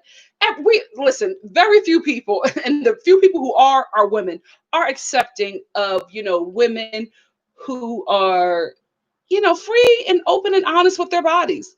You know what I mean? Even if you're not Christian, you are still held to this virginal, image of a woman. That's just the American way, unfortunately. You know what I mean? We just started celebrating women having whole seasons, like in 2019. So I get it, Devin. I absolutely get what you were doing. You didn't want people to know that you were having unprotected sex with this man not that you just met, but that you just met in person for the first time. So it's easier to say, oh, because ignorant Americans will buy that. Oh, he has a small Korean penis and, the condom slipped off when we had sex. So, that's how I got pregnant. You feel like it's easier for people to digest that than the truth. When this man exposed all your tea, he said, what? If I didn't love you, I would have used a condom. I know what I know. Baby, when I saw that, I fell off of my bed. I said, oh, is Ji-hoon spilling the tea? Hold on. We got a super chat from Marianne. Marianne said, did Jenny live with Summit family before or after he got married? After, I think. Right? No. Marianne, hold on. Thank you for the super chat. Summit brought Jenny to live with his family for 6 months. When Jenny went back to the US, his family was just like, oh, this isn't happening. You're not going to be with this woman. And they got him somebody to marry. So they married him off after Jenny left the first time to go to America. So yeah, back to Devin and Ji-hoon. I told you guys. I told you. It's okay. It's okay. Like, it happens, Devin. It happens. But he told you, if I didn't love you, I would have used a condom. Also, Another reason why I think that Devin is looking for a way to get out of this relationship, because how she jumped to, I think he's seeing other women from the pictures. Like, she just had no proof. I get being upset about those pictures, right? Especially as a wife. I understand, but now you have convinced yourself that this man is cheating on you with other women and you've done no research. You have nothing. And that's why I said, I just feel like she's just trying to get out, because a woman would never present this to a man without already knowing. Without, like, we sit there, we waiting for him to lie. So you're telling me you didn't cheat? Okay. Pull down the projector, play the PowerPoint presentation. Well, on Thursday at 2:48 a.m., here you are texting Keisha saying you'll be right there after I go to work. Who's Keisha? Oh, you don't know Keisha? Okay, Keisha Adams, who lives down the street and works at the daycare. You met her because you dropped off our child and you saw her and you started the conversation. How do I know that? Let's scroll back to the next PowerPoint. Because on Tuesday at 4 p.m., when you picked up little Targaryen, you exchanged numbers with Keisha, and you were so excited to talk to her, you text her and said, I can't wait to see you. You're so beautiful. I've never seen a woman so beautiful like that before in my life. I want you more than I want my wife. Do you have a problem with that? And that trash bag Keisha said, no. I'll see you tomorrow at 8 p.m. at Houlihan's. We already got the information. You are just, I'm assuming because he has the pictures that he's cheating on me with other. You're done, mama. You're out of this marriage. You probably done found somebody else or you're exhausted. Ain't nobody blaming you. But I'm saying you moving dumb and you're not moving like a woman. We don't do this. We don't ask questions that we don't already have the answers to. Get out of here. Get out of here. You're playing these games. You're done. So you're going to try to vilify this dude so that we, the fans, will be on your side when you eventually break up, because that's probably going to happen. We're probably going to see it in the season or on the tell-all. Play checkers, baby. Not me. Not me. Anyway, let's end with Tim and Melissa. Listen, especially for Melissa, I don't ever want to take a check out of a woman's hand. But Tim and Melissa are so boring. I hate to say it. Y'all don't got to bring them back next season. It's such a boring and dry couple. Guys, I struggle. I struggle to find something interesting to talk to this couple about. I found two things, so let's talk about it. Talk about with this couple. Tim, Lisa, what did you see in him besides citizenship and height? Like, is this it? Because I don't feel like you're hurting for men where you're from. And I feel like you can get another American dude that won't cheat on you and that doesn't look like Smokey the Bear to bring you to the United States. I just don't know what she sees in Tim. So with Tim and Melissa this episode, Tim is talking about how he wants Melissa to tell his mom that while they were broken up, she was dating somebody else.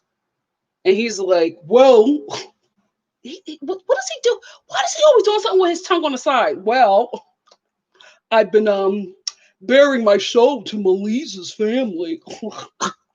I just want, Melissa to bear her soul to my mom. Why she gotta tell your dusty mama about stuff that she was doing when y'all weren't together? Because she broke up with you because you were cheating on her. Make it make sense, because it don't make sense to me. Why does she have to tell your mother that, who already looks mean? Why does she have to say that? You know why you were bearing your soul to Melissa's family? Because you cheated on her. And she came back to her family broken. So you had to go on an apology tour and fix your poor behavior because that family don't trust you and they don't like you and they don't want you for their daughter. So you got to get them back in your good graces so that you can still be with Melissa and live happily ever after. Because listen, if the family don't like you, it's not going to work. It's not going to work. You got to get somebody on their side to be on your side, or this relationship won't work. So that's why you're bearing your soul and doing all of this, because you broke her heart by cheating on her. How does he not understand that? I don't think it's fair. Just big and dopey. Y'all know I love a tall man, but I was just like, I can't do a tall, dopey man. Why you doing that to me? Real Smokey the Bear, not Smokey, Yogi Bear. He gives me Yogi Bear, and like a dusty way, a very dusty Yogi Bear. Anyway, so he is on this thing now where he feels like when his mom comes, Melissa should tell his mom what she was doing with her body when they were broken up. Men, not smart, not smart. And Melissa, who I feel like mama, this is the perfect setting to show some kind of emotion. Like he's saying the dumbest thing to you, making himself the victim, you the villain, and talking about his mother, excuse me, who is abusive to you. Melissa, well, I don't think I have to tell your mother anything. We weren't together. Okay, we can still have the conversation. All right, well, I'll leave. What's going on? What is going on? I know that there are people who are not like very emotional, but there's like, Melissa is giving me like robot. I'm like, are you reincarnated? Did they bring you back to life and some things didn't come with you with your personality? Something is up. She's not affected by anything. Nothing up, even when she's crying. It's just like all you how you know she's upset is a tear rolls down her face. Nothing changes. I'm really upset. My heart is broken. Tear. You're like, oh yes, okay, so she means it. Because I see a tear. But there's like nothing shakes and moves this woman. She should go into politics. I think because that she's a person who would not crack under pressure.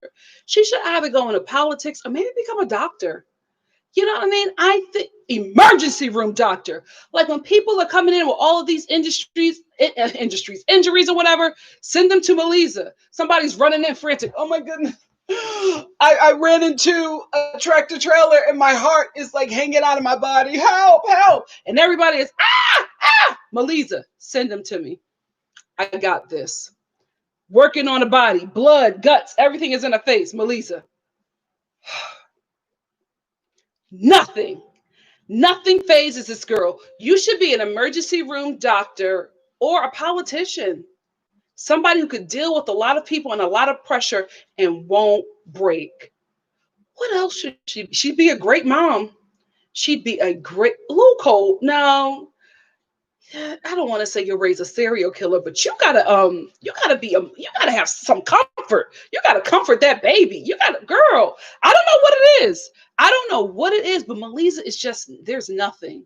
There's no emotions. Eyebrows don't raise. Eyes don't get big. Wait a minute. Have we ever seen Melissa smile? We don't know. Do we know what her teeth look like? Girl, what is that?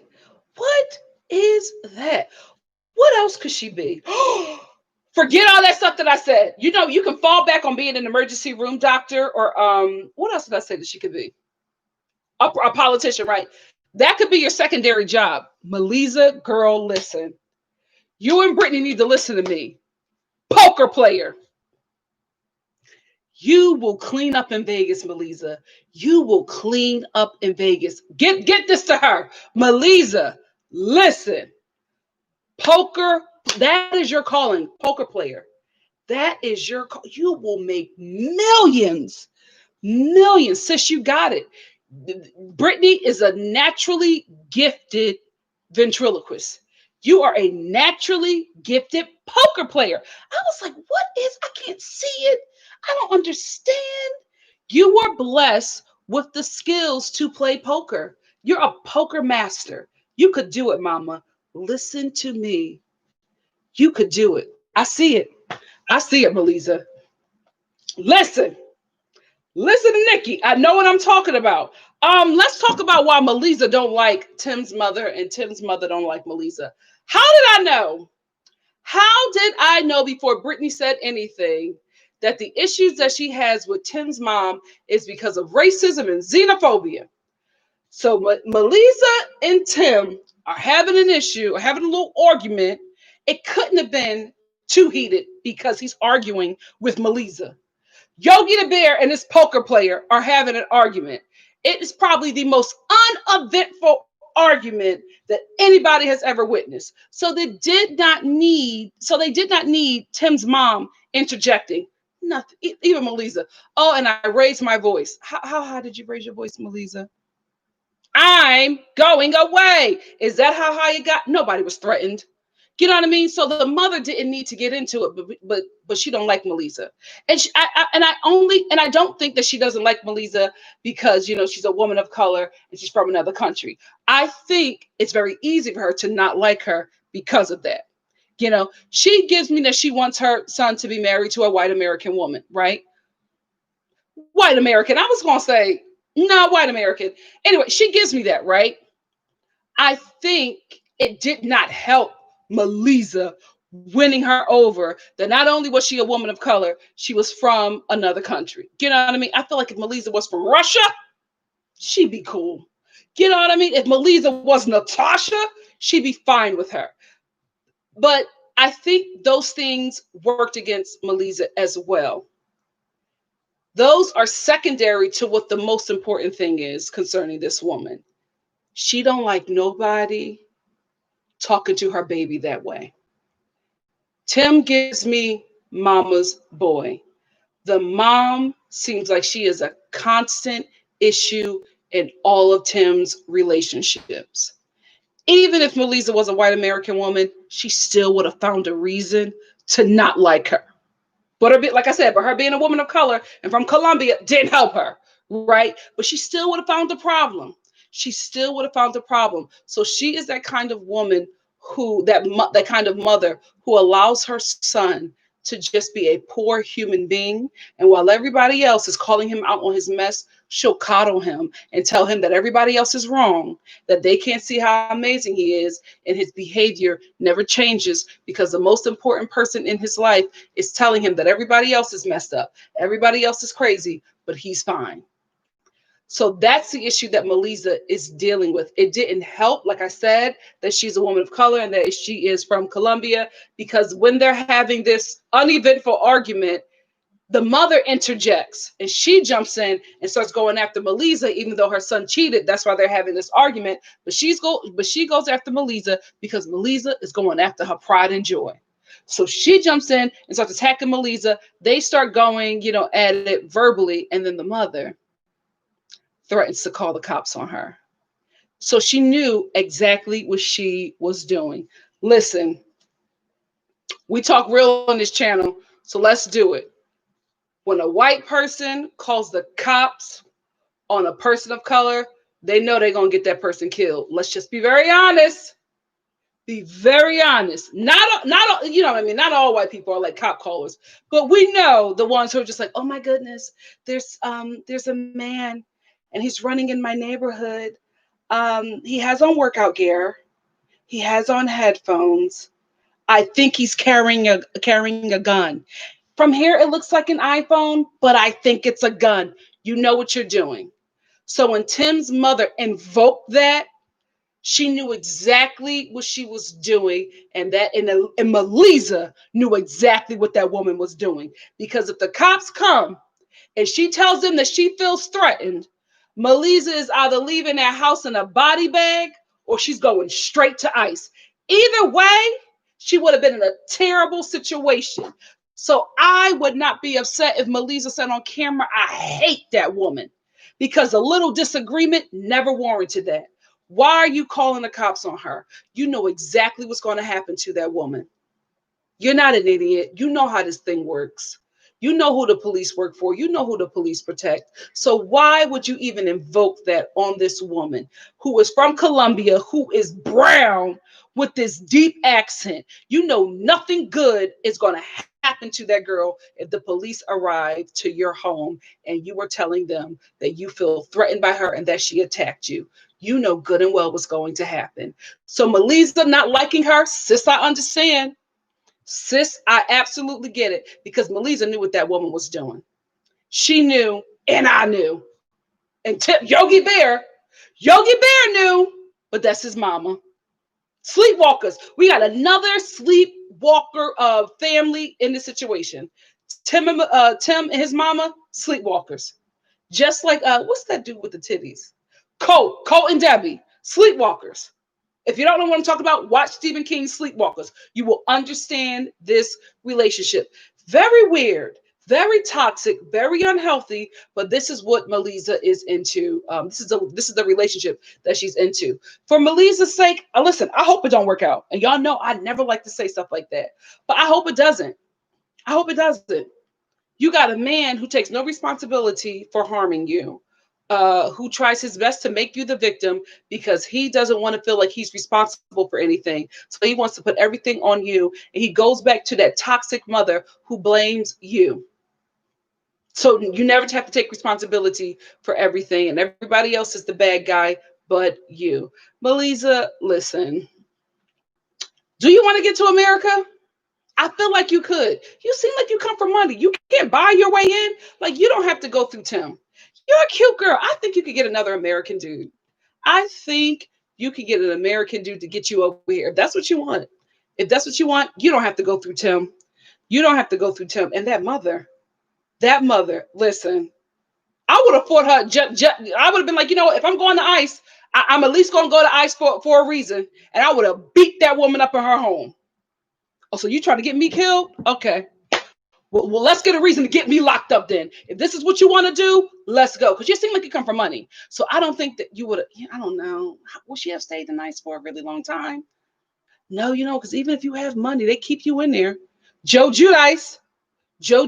He was like, Joe, because I don't know if y'all saw the interview with him and Wendy Williams. But he was just like, oh, I wouldn't have survived living in ICE.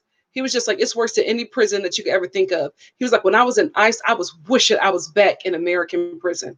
It's so much better. He said he lost all the weight because the food was so sickening. Like, he would not eat anything, and he lost weight so fast because he said, I would rather starve than eat that food. Like, it was a really sad interview. And so when he got the option to either go to Italy or stay in ICE until he's able to get out and live in America and be with his children, he chose Italy. He was like, it was so bad. He was like, I knew I was going to die if I stayed in there. Tim's mother knew exactly what she was doing. So Melissa has every right not to like that woman. That's my thoughts on this episode. And if you were just watching this show, just to get the review, it ends right now. Let's talk. We're into the chit chatter. Let's go. What are we talking about? Tim's mama would be staying in a hotel. I wouldn't be going anywhere. Absolutely. I would not be staying with her. That woman that called the cops on me? No, for an argument. I didn't. And I can understand if Melissa was just like, well, you know what? I got really upset and I threw a vase at her head. Busted open to the white meat. Okay, Melissa. She should have called the cops. Y'all had a verbal disagreement and she called the cops.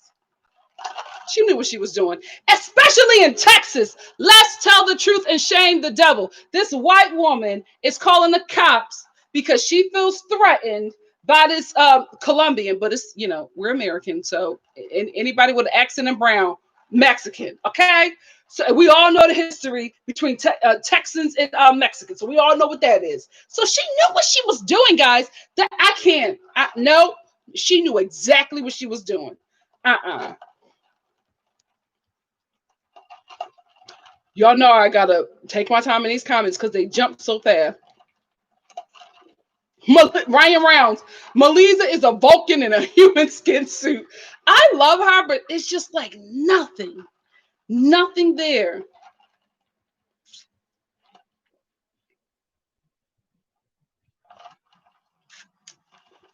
Marianne, are you talking about Melissa and Tim?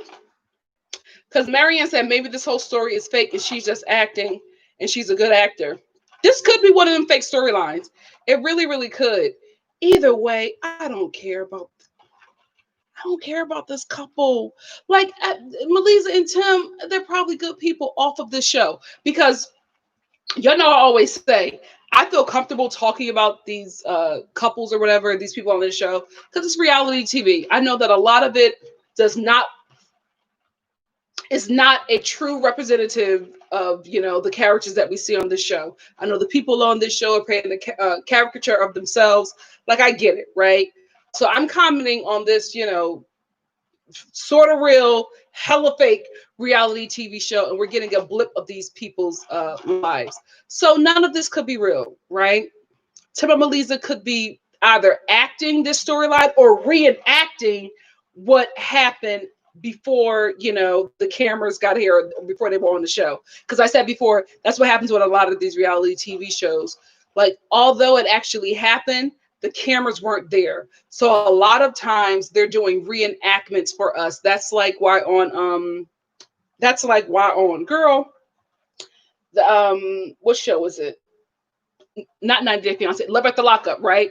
When Lacey and Shane were doing this whole, oh, we're trying to get pregnant, and I don't know if we're pregnant. And Lacey was 6 months pregnant, visibly, because all she wears bodycon dresses. So the girl's stomach was already out here, and they're talking about, doing in vitro and all of this stuff while the girl's already pregnant. That actually happened, right? But we weren't there to see it. So they reenacted it for us, which is why when Shane found out about all the babies, he didn't really give a reaction that seemed normal to us. We all were like, oh, Shane is really chill about it because he's known for months. But we weren't there to see it. So that happens a lot in reality TV shows. Um, I'll say it, specifically the Real Housewives of Beverly Hills. Everybody talks about how they're always like refilming scenes, all around LA. It happens all the time. Like if you ever come out to LA, you will definitely see those ladies, re-entering a shot or, saying something over again and then going to a different angle and saying it over again and then pausing so the cameraman can get it from a different angle. A lot of it isn't real, but because they're filming and real things happen, they can call it reality TV. So this could be it. So Tim and Melissa could be, faking something or reenacting what actually happened. Either way, I'm not interested. I'm checked out. I'm checked out. I was struggling to find something. Thank God, sad to say, thank God for Tim's xenophobic mama, because that's going to only be the time when we see something interesting happening to this couple. Because I saw the preview. She's going to look terrible. Tim, your mother is going to get dragged on Twitter. I hope you're ready.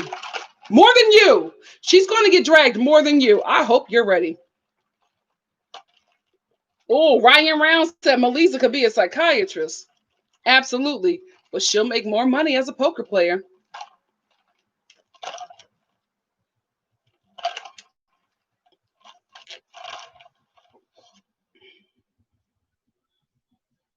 Check yourself out. I'm having my second margarita.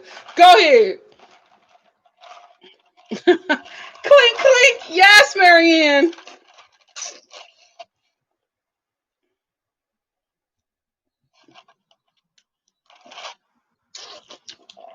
Ryan Rounds, I did hear that. But was Tim and Melissa throwing things? Or was Melissa and Tim's mom throwing things?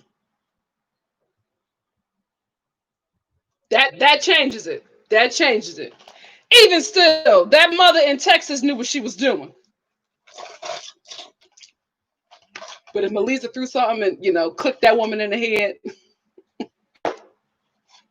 I would have called the cops too, Melissa. I'm sorry. I'm sorry. You clarify that, sister.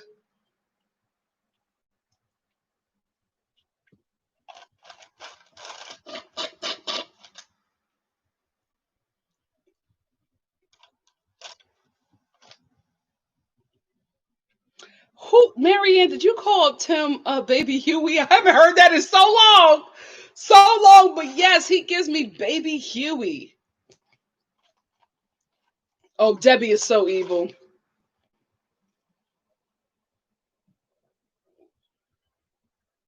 Oh wait, Ryan, I didn't get that. Melissa. Oh, okay. So Melissa is going to say, okay.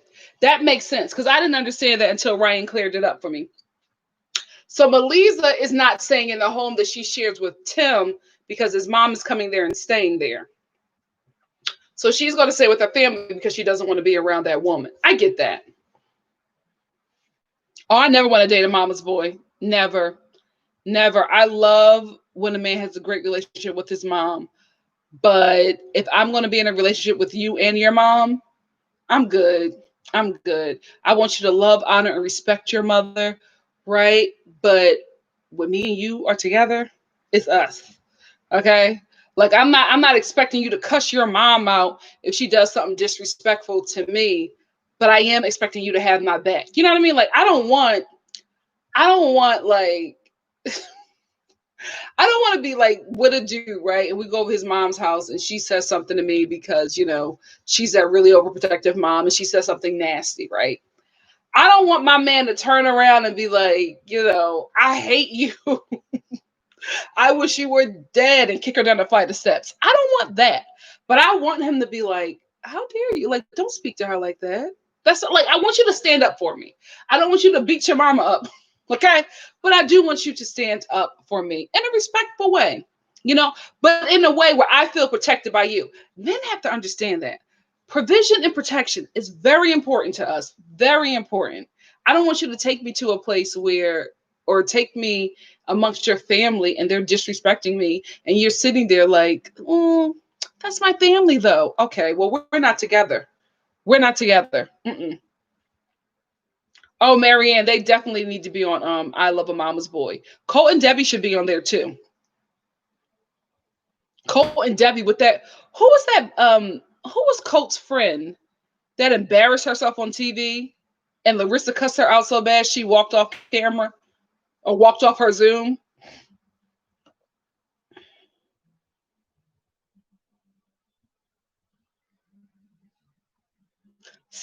Stevie Trues said, I totally agree with you about Devin. I thought this girl is setting Jihoon up so she can leave. Doing too much, going to the job, telling his business, asking his friends questions. Absolutely. Doing the most. She was moving mad dumb. And I was just like, this doesn't make sense. Not for a woman. Not for a woman. It did not make sense. But she is working her exit plan.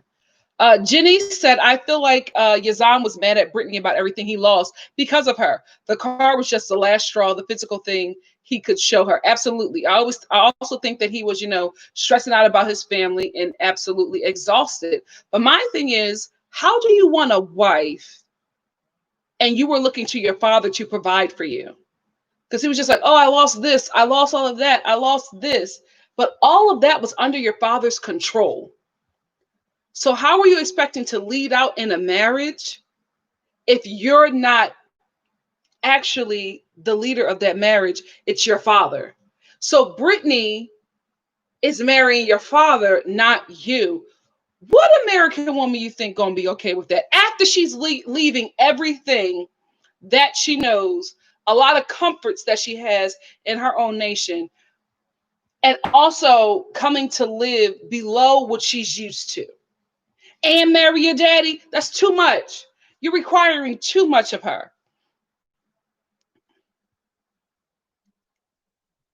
Oh, oh, it's November 2nd. Girl, hold on. It's November 1st. Janice said, no, not Janice. Mel Fitness said, Nikki, hold on.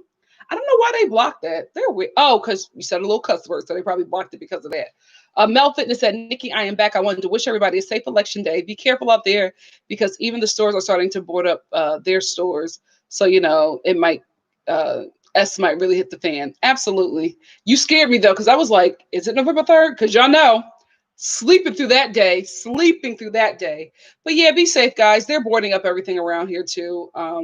It's unfortunate. To the Americans, be safe. Be safe. Please be safe. If you can vote early, do that. I don't know if it's too late to drop off your vote in a ballot box. I think it's not too late though to drop your vote off at a voting center, because when I went to vote, a voting location, because when I went to vote, there was a lady that, first of all, real talk, she was about to get jumped because she cut in front of the line. And everybody was like, "Oh, we've been waiting here." And I felt so sorry for that old lady. But the voting ballot poll worker told her that she could just, drop off her ballot. So you can drop off your ballot at a voting center. Um, just walk up and ask a poll worker where to drop it off at. But I think it's too late to drop it off in a ballot box to be counted. So yeah, I would say do it early, not on election day. That's my recommendation. But yeah, be safe. Be safe if you're going to vote. Be safe. Um, Nadine Nubian, love the name, said, I think Melissa doesn't show emotion on camera, but off camera, she probably does. I agree with that, Nadine, because her mother was just like, you were so broken when you came home. I couldn't imagine it because I've never seen any emotion from Melissa. So that could be very true. She could probably be, it is her first season. So she could probably, and last season. So she could probably, just be a little nervous about being on camera and a little stoic because she doesn't know how to act yet. She's not yet comfortable with the cameras. That could be it, but she's gonna have to do something because I'm not interested. Yogi the Bear is not interesting enough. Baby Huey is not interesting enough on his own for me to want to care about what happens to this couple. And it's a TV show. You gotta entertain. Oh, hold on, comments are jumping. Hold on. Da, da, da, da. Oh, Adriana said Yazan and Brittany are both fronting. Is that your assumption or do you have tea? If you got the tea, drop it in the comment section. I do know that Brittany said on Instagram that Yazan is lying because he knew that she wasn't going to convert to Islam. She told him that she would be interested in learning, but she never said that she was converting to Islam. And he also knew that she was married, but he told her that he didn't want her to say it on camera because he didn't want his parents to know that he knew that she was, married, still married and getting a divorce. So that I do know. Marianne said, I'm telling you, when she told everybody in the world how her man needs extra snug condoms, your girl Devin was ready to go then, actually. Yep, probably. But I knew. I'm telling you, I knew. I was just like, there's no way. Her story wasn't making sense. It seemed like she was cleaning up the story so that she wouldn't be judged. And that's unfortunate, but I knew she was lying. I knew she was lying. And then your man exposed you. Can we also talk about how that translator is so messy? The translator that they have is so messy. Another reason why this couple has so many issues is because they are using a messy translator. Because when Devin said to Jihoon, again, something else that did not make sense to me, unless she's trying to get out of this relationship, once a cheater, always a cheater. You don't want to be with him no more, so you're going to find anything. Anyway, she translate that. She says that into the translator, and the translator says, once a scammer, always a scammer. And he feels some sort of way about her calling him a scammer. So I'm just like, this translator, you want them to be broken up as well, or did Devin program that translator to be messy? Who knows? But I feel like if they didn't have that messy translator, they'd be in a much better place.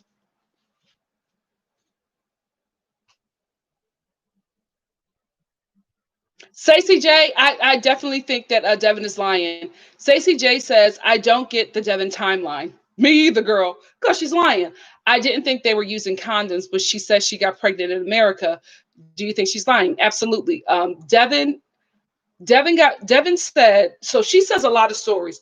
Well, her first initial story was that she got pregnant the first time that they had sex. And remember, her and Jihoon, she wasn't in Korea for a long time when she had met with him the first time.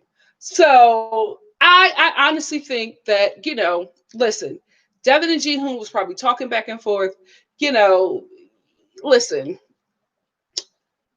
the niceties stop real early on in the beginning of one of them little, internet relationships when you're talking to somebody, Instagram, dating site, dating app, you start to, when you get comfortable with the person, you start getting a little nasty. You know what I mean? You start sending pictures. You start talking a little freaky. Then they see each other in person, and it's just like, well, let's, because y'all done built up all of this sexual tension. So it was like, well, let's go. Let's go. And they probably, listen, probably were so excited. Devin probably didn't intend on having sex with him on that first, night. So she probably was just like, I'm not gonna bring any condoms. I'm not even gonna shave because I'm not gonna do anything with him. I'm not. I'm not.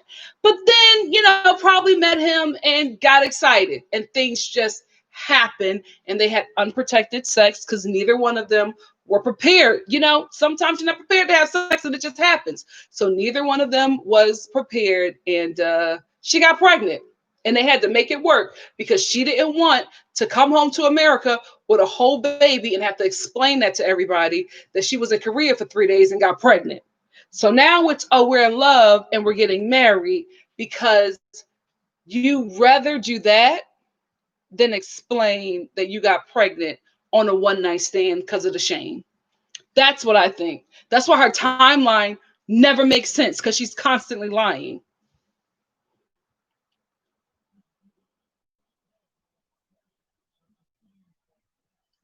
Ryan, I have no idea. Ryan Round said, how did they advance into casting Tim and Melissa? They're so boring. I don't know. Maybe a couple dropped out at the last minute and they were just like, well, these two are available. Maybe that's what it is. But I'm like, how in the hell did Melissa convince a casting director that she would be good TV? Again, no shade. Melissa is a nice person. There's just nothing entertaining there. And this is a TV show that needs to be entertaining.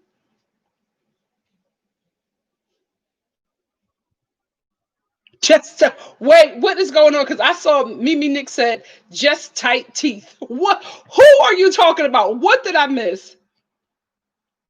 Who am I talking about? Who? Not I. Who are you talking about? Oh, Vanessa. That was Colt's girl that he was sleeping with, who didn't want to be with him. Weird, weird. I can't. Women have sex with Colt willingly. Child, I ain't never been that depressed. Anyway, Marion says, yeah, Devin had a plan. She was already moved on from Jihoon before she actually moved on. I think so too. I think that maybe, during the course of this time, she probably met that guy that she's with now, and it seemed like a better fit for her. And she was just like, I'm out. I think she checked out emotionally and mentally from him. It was just probably doing the motions because they made such a commitment to each other. But she's just moving like somebody who is on their way out of a relationship, because nothing that he does is good enough for her. And the good things that Ji-hoon does, she tries to sabotage. So he can never satisfy her as a partner. She's checked out. All I'm waiting for is Jihoon to say, well, we haven't had sex in, months or weeks. So I'm waiting for that to happen, because if she's mentally checked out and emotionally checked out, of course, her body has shut down from him. So I'm waiting for that conversation to come up as well.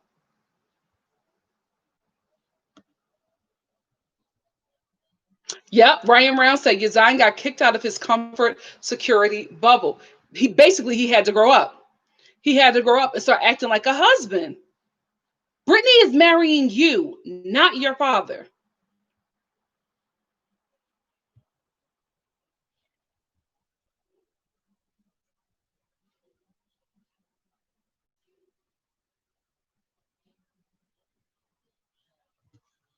Oh, check yourself is Liddy. Listen, enjoy, mama, enjoy.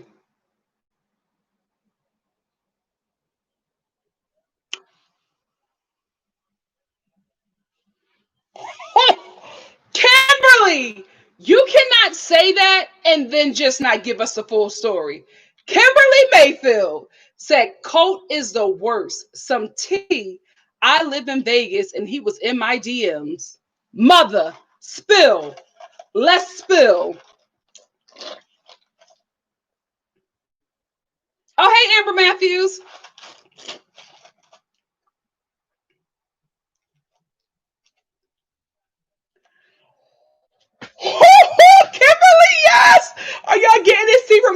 Kimberly said, I moved here last year in Vegas, right before the pandemic, and he was hitting me up in Facebook dating. What was he saying? What did he say to you? What was your response? Did he send his little weenie? Oh my God. Oh my gosh. Oh, thank you, Stacey J, for the information. Stacey, sorry.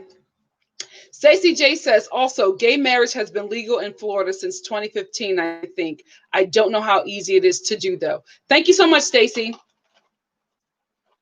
Right? The whole chat has turned into getting this tea from Kimberly. Ha, Gracie Ellison, now I need a cigarette.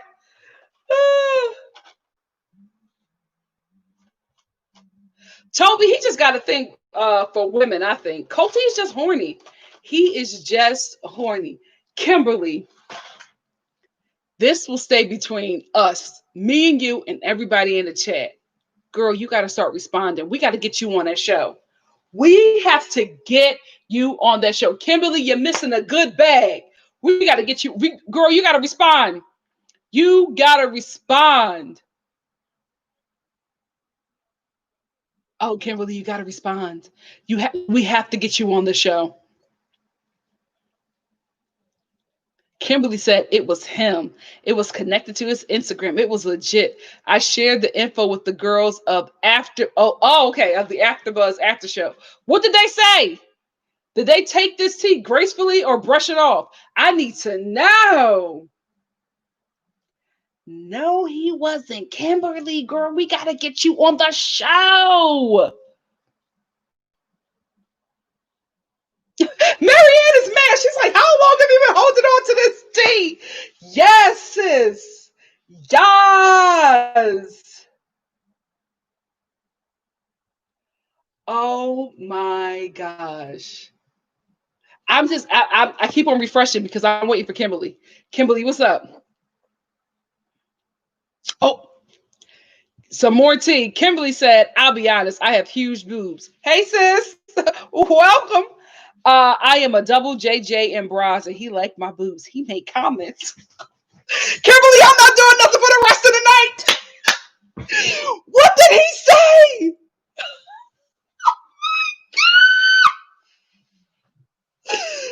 This is why I like lives. This is why I like lives. What the hell? Kimberly, what? Okay, so you had Kimberly. I've had a relationship with AfterBuzz women for years. We follow each other. Oh, nice. Well, listen, they probably follow you because you got all the tea. What was he saying about the girls? Oh my gosh! Look at this. Look at this. Live tea. Ciao. Oh, okay. Never mind, Kimberly. If you don't feel comfortable, don't worry about it. Don't worry about it, girl. Girl, what? Wow. Thank you, Kimberly, for what you have shared. Ciao. Check yourself. Drink some water. Okay? Drink some water. Kimberly is done. She's given us enough tea for the night. Thank you, Kimberly. Thank you for volunteering that information. Kimberly, I would. I don't know how to do it. I don't know how to do it. I don't know how. Yeah, I don't know how to do it. I wish I could. Oh yeah, DM me on Instagram. Listen, it'll stay between me and you. Oh, child, I have so much tea. The stuff that I could tell you guys. This industry is small, but yeah. Mama not trying to get sued or turn into like a gossip channel. Because listen, I know with the people who do reviews, the gossip channel, when they do reviews and they also do gossip, and it works really well for them. They get a lot of views and a lot of subscribers. I just don't feel comfortable. I don't know. It's not comfortable or interesting to me to like sit and talk about somebody's lives, because a lot of time gossip is only good. Let's be real. And it's something is crumbling. So I'm not the gossip girl. I come here for you come here for comedic reviews and just girl talk. The gossip channels, they got that. I can't, it's not in me. It's not in me. Oh, Kimberly said it was nice, but he was very creepy. Ew. Ew, Kimberly.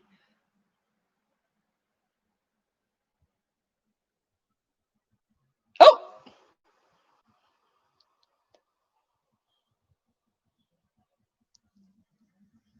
oh, Poppy. Nobody can see your comment. Nobody can see your comment.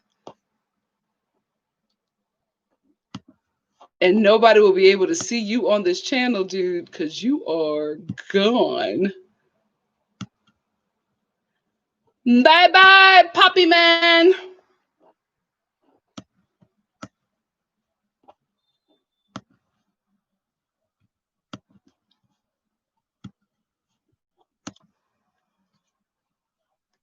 Thank you. Thank you, YouTube. I'm sorry. I had to report some crazy dude in here. Child, look, listen. Oh, hold on. I have to unhide this. For some reason they hide certain things, so I'm always looking in here to make sure, because you guys are sharing information and they block it. But I had a little crazy person. But you know what? Listen, God is good, because I don't get them people a lot. I don't get, like, psychos. Some people, I'll be watching some people's lives, and whew, those people be going off in there. But I only had like one crazy guy. And I think it was probably one of Yazan's family members, because he was very upset about my comments about Yazan's family being on Brittany's Instagram. Listen, y'all getting aroused. Y'all like what y'all see. Why y'all on that girl's Instagram 24/7? If you don't like what you see, stop it. Stop it. I don't like nobody. Wait a minute. Have I ever? Nope. The last time I checked somebody's Instagram that I did not like was because I was trying to make sure we weren't going to the same event, because I didn't feel like seeing them. Because I was going through some stuff, and I knew I was not going to look my best, and I needed to see them when I was on point. You always want to see your haters when you're looking good. So I knew I wasn't looking my best that night. The makeup was a struggle, the shoes were a struggle. I knew, but it was all I had. Okay. So that was the last time I checked the Instagram of somebody that I did not like, just to make sure we weren't going to the same event. But so I don't understand. Constantly check daily the Instagram of somebody you do not like. What you doing that for? What you doing that for? You obviously like something about their Instagram. And it's Brittany's butt. Stop it. So I'm sorry, I had to block Yazan's aunt. Anyway.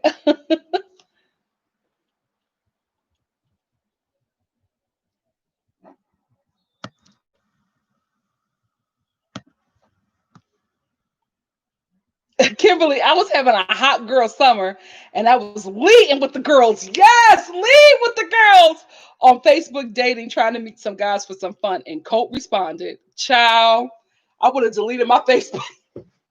Oh, like hell no, because Facebook dating has been advertising a lot to me. I don't know. I think they're like going after like millennials, like our age demographic. I think they're going after that because they keep on advertising, and I keep on saying no.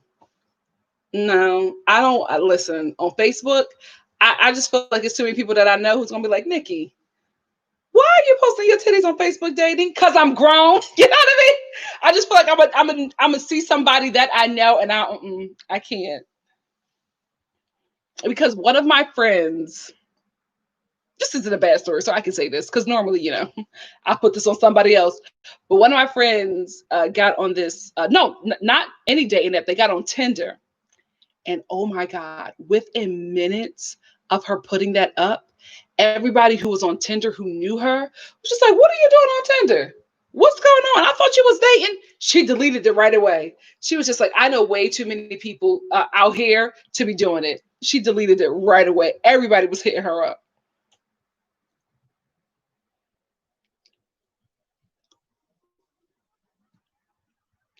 Kimberly said, "I knew who he was and I wanted nothing to do with him, but I couldn't pass up a chance.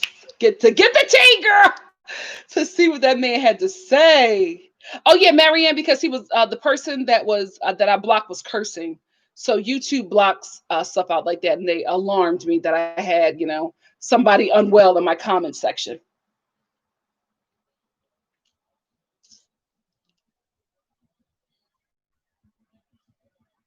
Listen, Kimberly, you don't gotta explain your hot girl summer to nobody. Yes, have fun. That's what a hot girl summer is. I don't think I'm ever going to have a hot girl summer. It was supposed to be 2019. And what happened to 2019? Oh, I got a job. I was so busy I couldn't. And then, COVID hit in 2020. So, and I'm like, in 2021, I don't think I'm going to want to have a hot girl summer for a very long time. And by the time I feel like having a hot girl summer, I'm probably going to be, a mama. You know what I mean? I'm probably going to be all married and can't experience my hot girl summer because I don't think I'm going to feel comfortable hot girl summering after this pandemic for a while. I don't think we'll ever be able to go back. So I'm like, I was already a very a big germaphobe, but now, baby,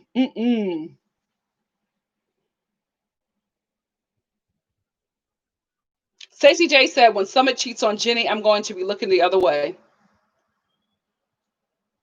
Listen, it is what it is. Play stupid games, win stupid prizes.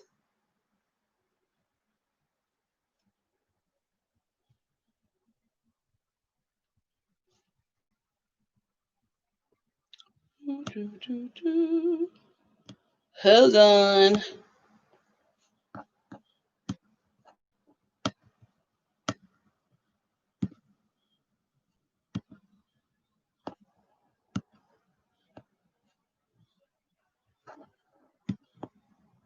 Sorry, guys. I had to report somebody. What is going on? Thank you, YouTube. Anyway, that guy's weird. Really upset about Brittany's butt. That has to be Yazan's aunt. Oh, yes, Kimberly. Could it have been Debbie? Listen.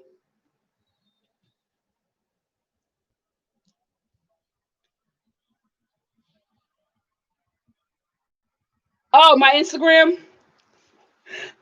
Kimberly about to send me the tea. Oh yes, I got it, Kimberly.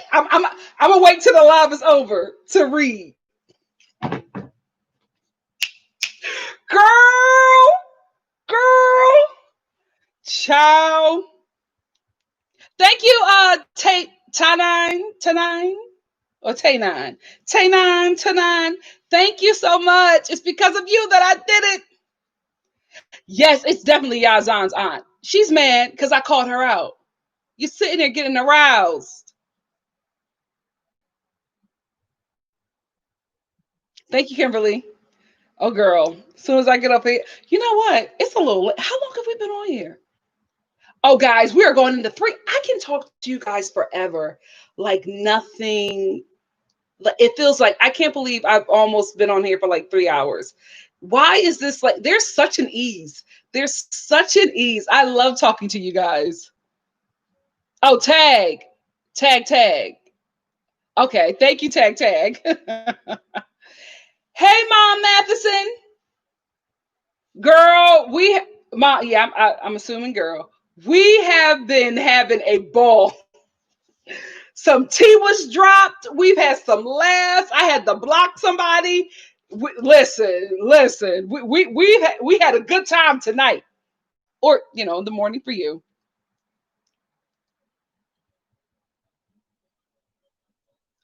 Kimberly, girl, what? Stop apologizing. Maybe I'm not reading the comments fast enough. But not you. You don't have to make no apologize and make no excuses, girl. Listen, thank you for sharing the tea. We appreciate it here at NikkiStar TV. You don't gotta explain nothing. But thank you for sharing. Thank you for sharing. Jazzy Go, I'm doing Southern Charm next week. I'm doing both episodes next week because I I forgot about Southern Charm. I forgot. I have it saved. I'm not going to watch it until next week so I can have like fresh thoughts about it. I'm going to watch both episodes and I'm going to do a live right after. Yeah, I'll do a live right after. Why not? If you guys are up.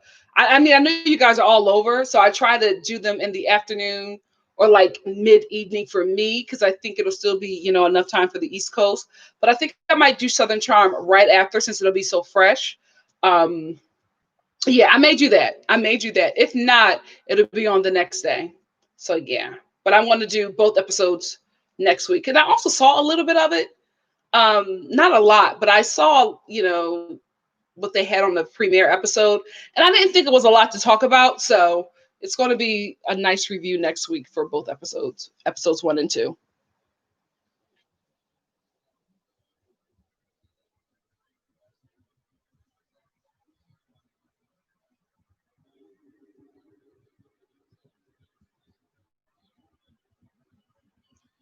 Thank you, Samantha. I'm excited too. Oh, great, Jazzy. Perfect. Perfect time for you. Yeah, because I'm trying to like I said last week. Yeah, last week that I'm going to be doing them a bit later this week because I have a lot going on. But I'm just going to try different times because you guys are all over, and if I keep at a set time, a lot of people won't be able to see. So I'm just going to try to mix it up a bit. I hope you guys work with me because I want everybody to be a part of this when they can.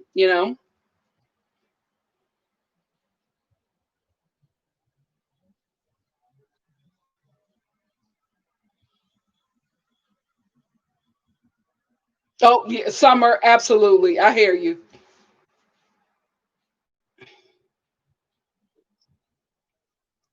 Listen, Kimberly, girl, you made our night with that little bit of tea. We were like the whole chat lit up, girl. We love a little tea, don't we? We love a little tea. We love a little tea. Yes, our Afro Latina queen. Yes, let them know. Let them know. Marianne, don't worry about it. Don't worry about it. I honestly got into Southern Charm, got back into Southern Charm because of the trailer. I thought the trailer looked really, really interesting because they're finally addressing, a lot of racial issues that they have in where are they at? Charlotte? It's Charlotte, right? I think it's Charlotte. Because I'm just like, you can't have a show called Southern Charm. All these people have generational wealth from slavery, and we're not talking about it. It just doesn't make any sense. So now that we're having this conversation, now I feel like it's something that I'll be interested in watching. Oh, thank you, Marianne. Yeah, Charlotte. Thank you, Stacey J. Oh, Charleston. How far is that from Charlotte? Charleston, South Carolina. Okay. Yeah. Okay. Well, guys, it's very late. Not very late, but mother been up all day. Oh my gosh, can I tell you guys? I did not have a Halloween. I did not have a Halloween. I did something that I never do. So on Halloween, because I got my outfit, I prepared all of my treats, and I got ready, set my movies up. Y'all know how I plan for my Halloween. I do all my planning for Halloween on the 30th, and then on actual Halloween day, I make all of these Halloween treats, get my candy, hand it out to the kids. But this year, LA was like, that's not happening. So I didn't get any candy because there were no trick-or-treaters. But I always set up my Halloween movies, and I just get real cozy in my room or living room, and I watch my movies and I eat my Halloween treats, my horror films, and I just have a really good time, really festive, right? I never leave the house on Halloween day because I told you I believe in spirits and all that stuff, and I think that that's a very active day for a lot of spirits and deities, and all kinds of stuff. And I'm like, you know what? I don't need to be on these streets messing, with the other world. Okay, so I like to stay in. I never leave my home. Saturday, I left my home. I left my home because my sister treated me to brunch. She's just like, you want something? Cheese, of all places, Cheesecake Factory. But you know what? We ended up not going to Cheesecake Factory. We went to another place because Cheesecake Factory was overcrowded. How? Anyway, so we went to another restaurant, and I had something that I've never had from this place before. Nordstrom Cafe. I had like this seasonal pasta thing that they made, and guys, I got so sick. So sick. So sick that I had to come home, take some medicine. Medicine knocked me out until 12:42 a.m. I slept through Halloween. Now it's Christmas. Now it's Christmas. I'm still going to try to spend some time and watch my horror films that I had set up, but I slept through Halloween. It's my life. My life. And I'm not a picky eater, but this is why I'm not adventurous with a lot of stuff, because I'm somebody who my stomach is very sensitive and I got a lot of allergies. So I don't like to play with stuff. But today, that day, Saturday, I was, feeling fine, having a good time. It was really nice weather in LA. It was like 90 degrees. Kids were out with their costumes, not trick-or-treating, but the parents wanted to walk the kids around, the neighborhood. It just looked like a really fine day. But it wasn't. You know why? Because I wasn't supposed to be outside on Halloween day. The spirits got me. The spirits got me. They found me wandering the streets and they took me down. So yeah, I didn't have a Halloween. I didn't have a Halloween, guys. I didn't. I love you too, Breezy. Oh, listen. First of all, Kimberly you got a story, sis. You need to do some story times. Kimberly, my great grandfather, 4 times removed, is Frederick Douglass's great aunt. Minnie Ripperton's on my mom's side, her dad, Curtis. Child, you better go ahead. Thank you, Jazzy Go. That's our Christmas photo from last year. We're going to do a new one this year, but I thought that would be the best picture to represent Christmas season for me and my fam. Oh, a gullible girl said Charleston is hella gentrified, so that's probably why the show is based there. Summer, what is it? I can't believe I slept through Halloween, and I was so excited, guys. I have all this stuff still set up that I didn't even touch. I slept through my freaking Halloween. I was so upset. So upset. Yeah, I don't play with them spirits. I do not. Friday the 13th and Halloween all day. Nope. I don't play with that. That stuff is real. Real. Check yourself. Get some rest. Get some water before you go to bed. But get some rest. I understand. I'm gonna get over here. I'm gonna get over here too. But again, it's so easy talking to you guys. Let me stop. Let me stop so we can get some rest. And we can do it all over again tomorrow, because I still have to watch Potomac, because I'm going to review that tomorrow at 12. So 2 lives are coming tomorrow. Potomac, the Real Housewives of Potomac, and The Family Chantel. There will be no lives on Tuesday or Wednesday. I'll do 2 lives on Thursday, which is the Real Housewives of Orange County and Southern Charm. And Friday, Love After Lockup. See you guys there. Thank you so much for spending your time with me. I appreciate it. You guys know I have a good time because I'll be on here for 3 hours. Today, 3 hours. Thank you so much for joining, girl. I totally appreciate your time. Make sure when you leave a room, you give your girl some likes. We've been slipping on the likes, guys. But you know what, moderators? I'll be checking for you on Tuesday. And we're going to get these likes up. We're going to get these likes up. Y'all be coming in here so excited that y'all don't be liking.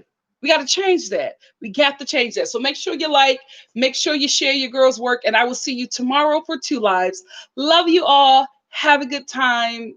Sleep well. I say have a good time because I'm about to get into this DM that Kimberly sent me. I'm a little excited. Anyway, love y'all. See you soon. Bye. Mwah. We love you, Conrad. Oh, yes, we do. We love you, Conrad. And we'll be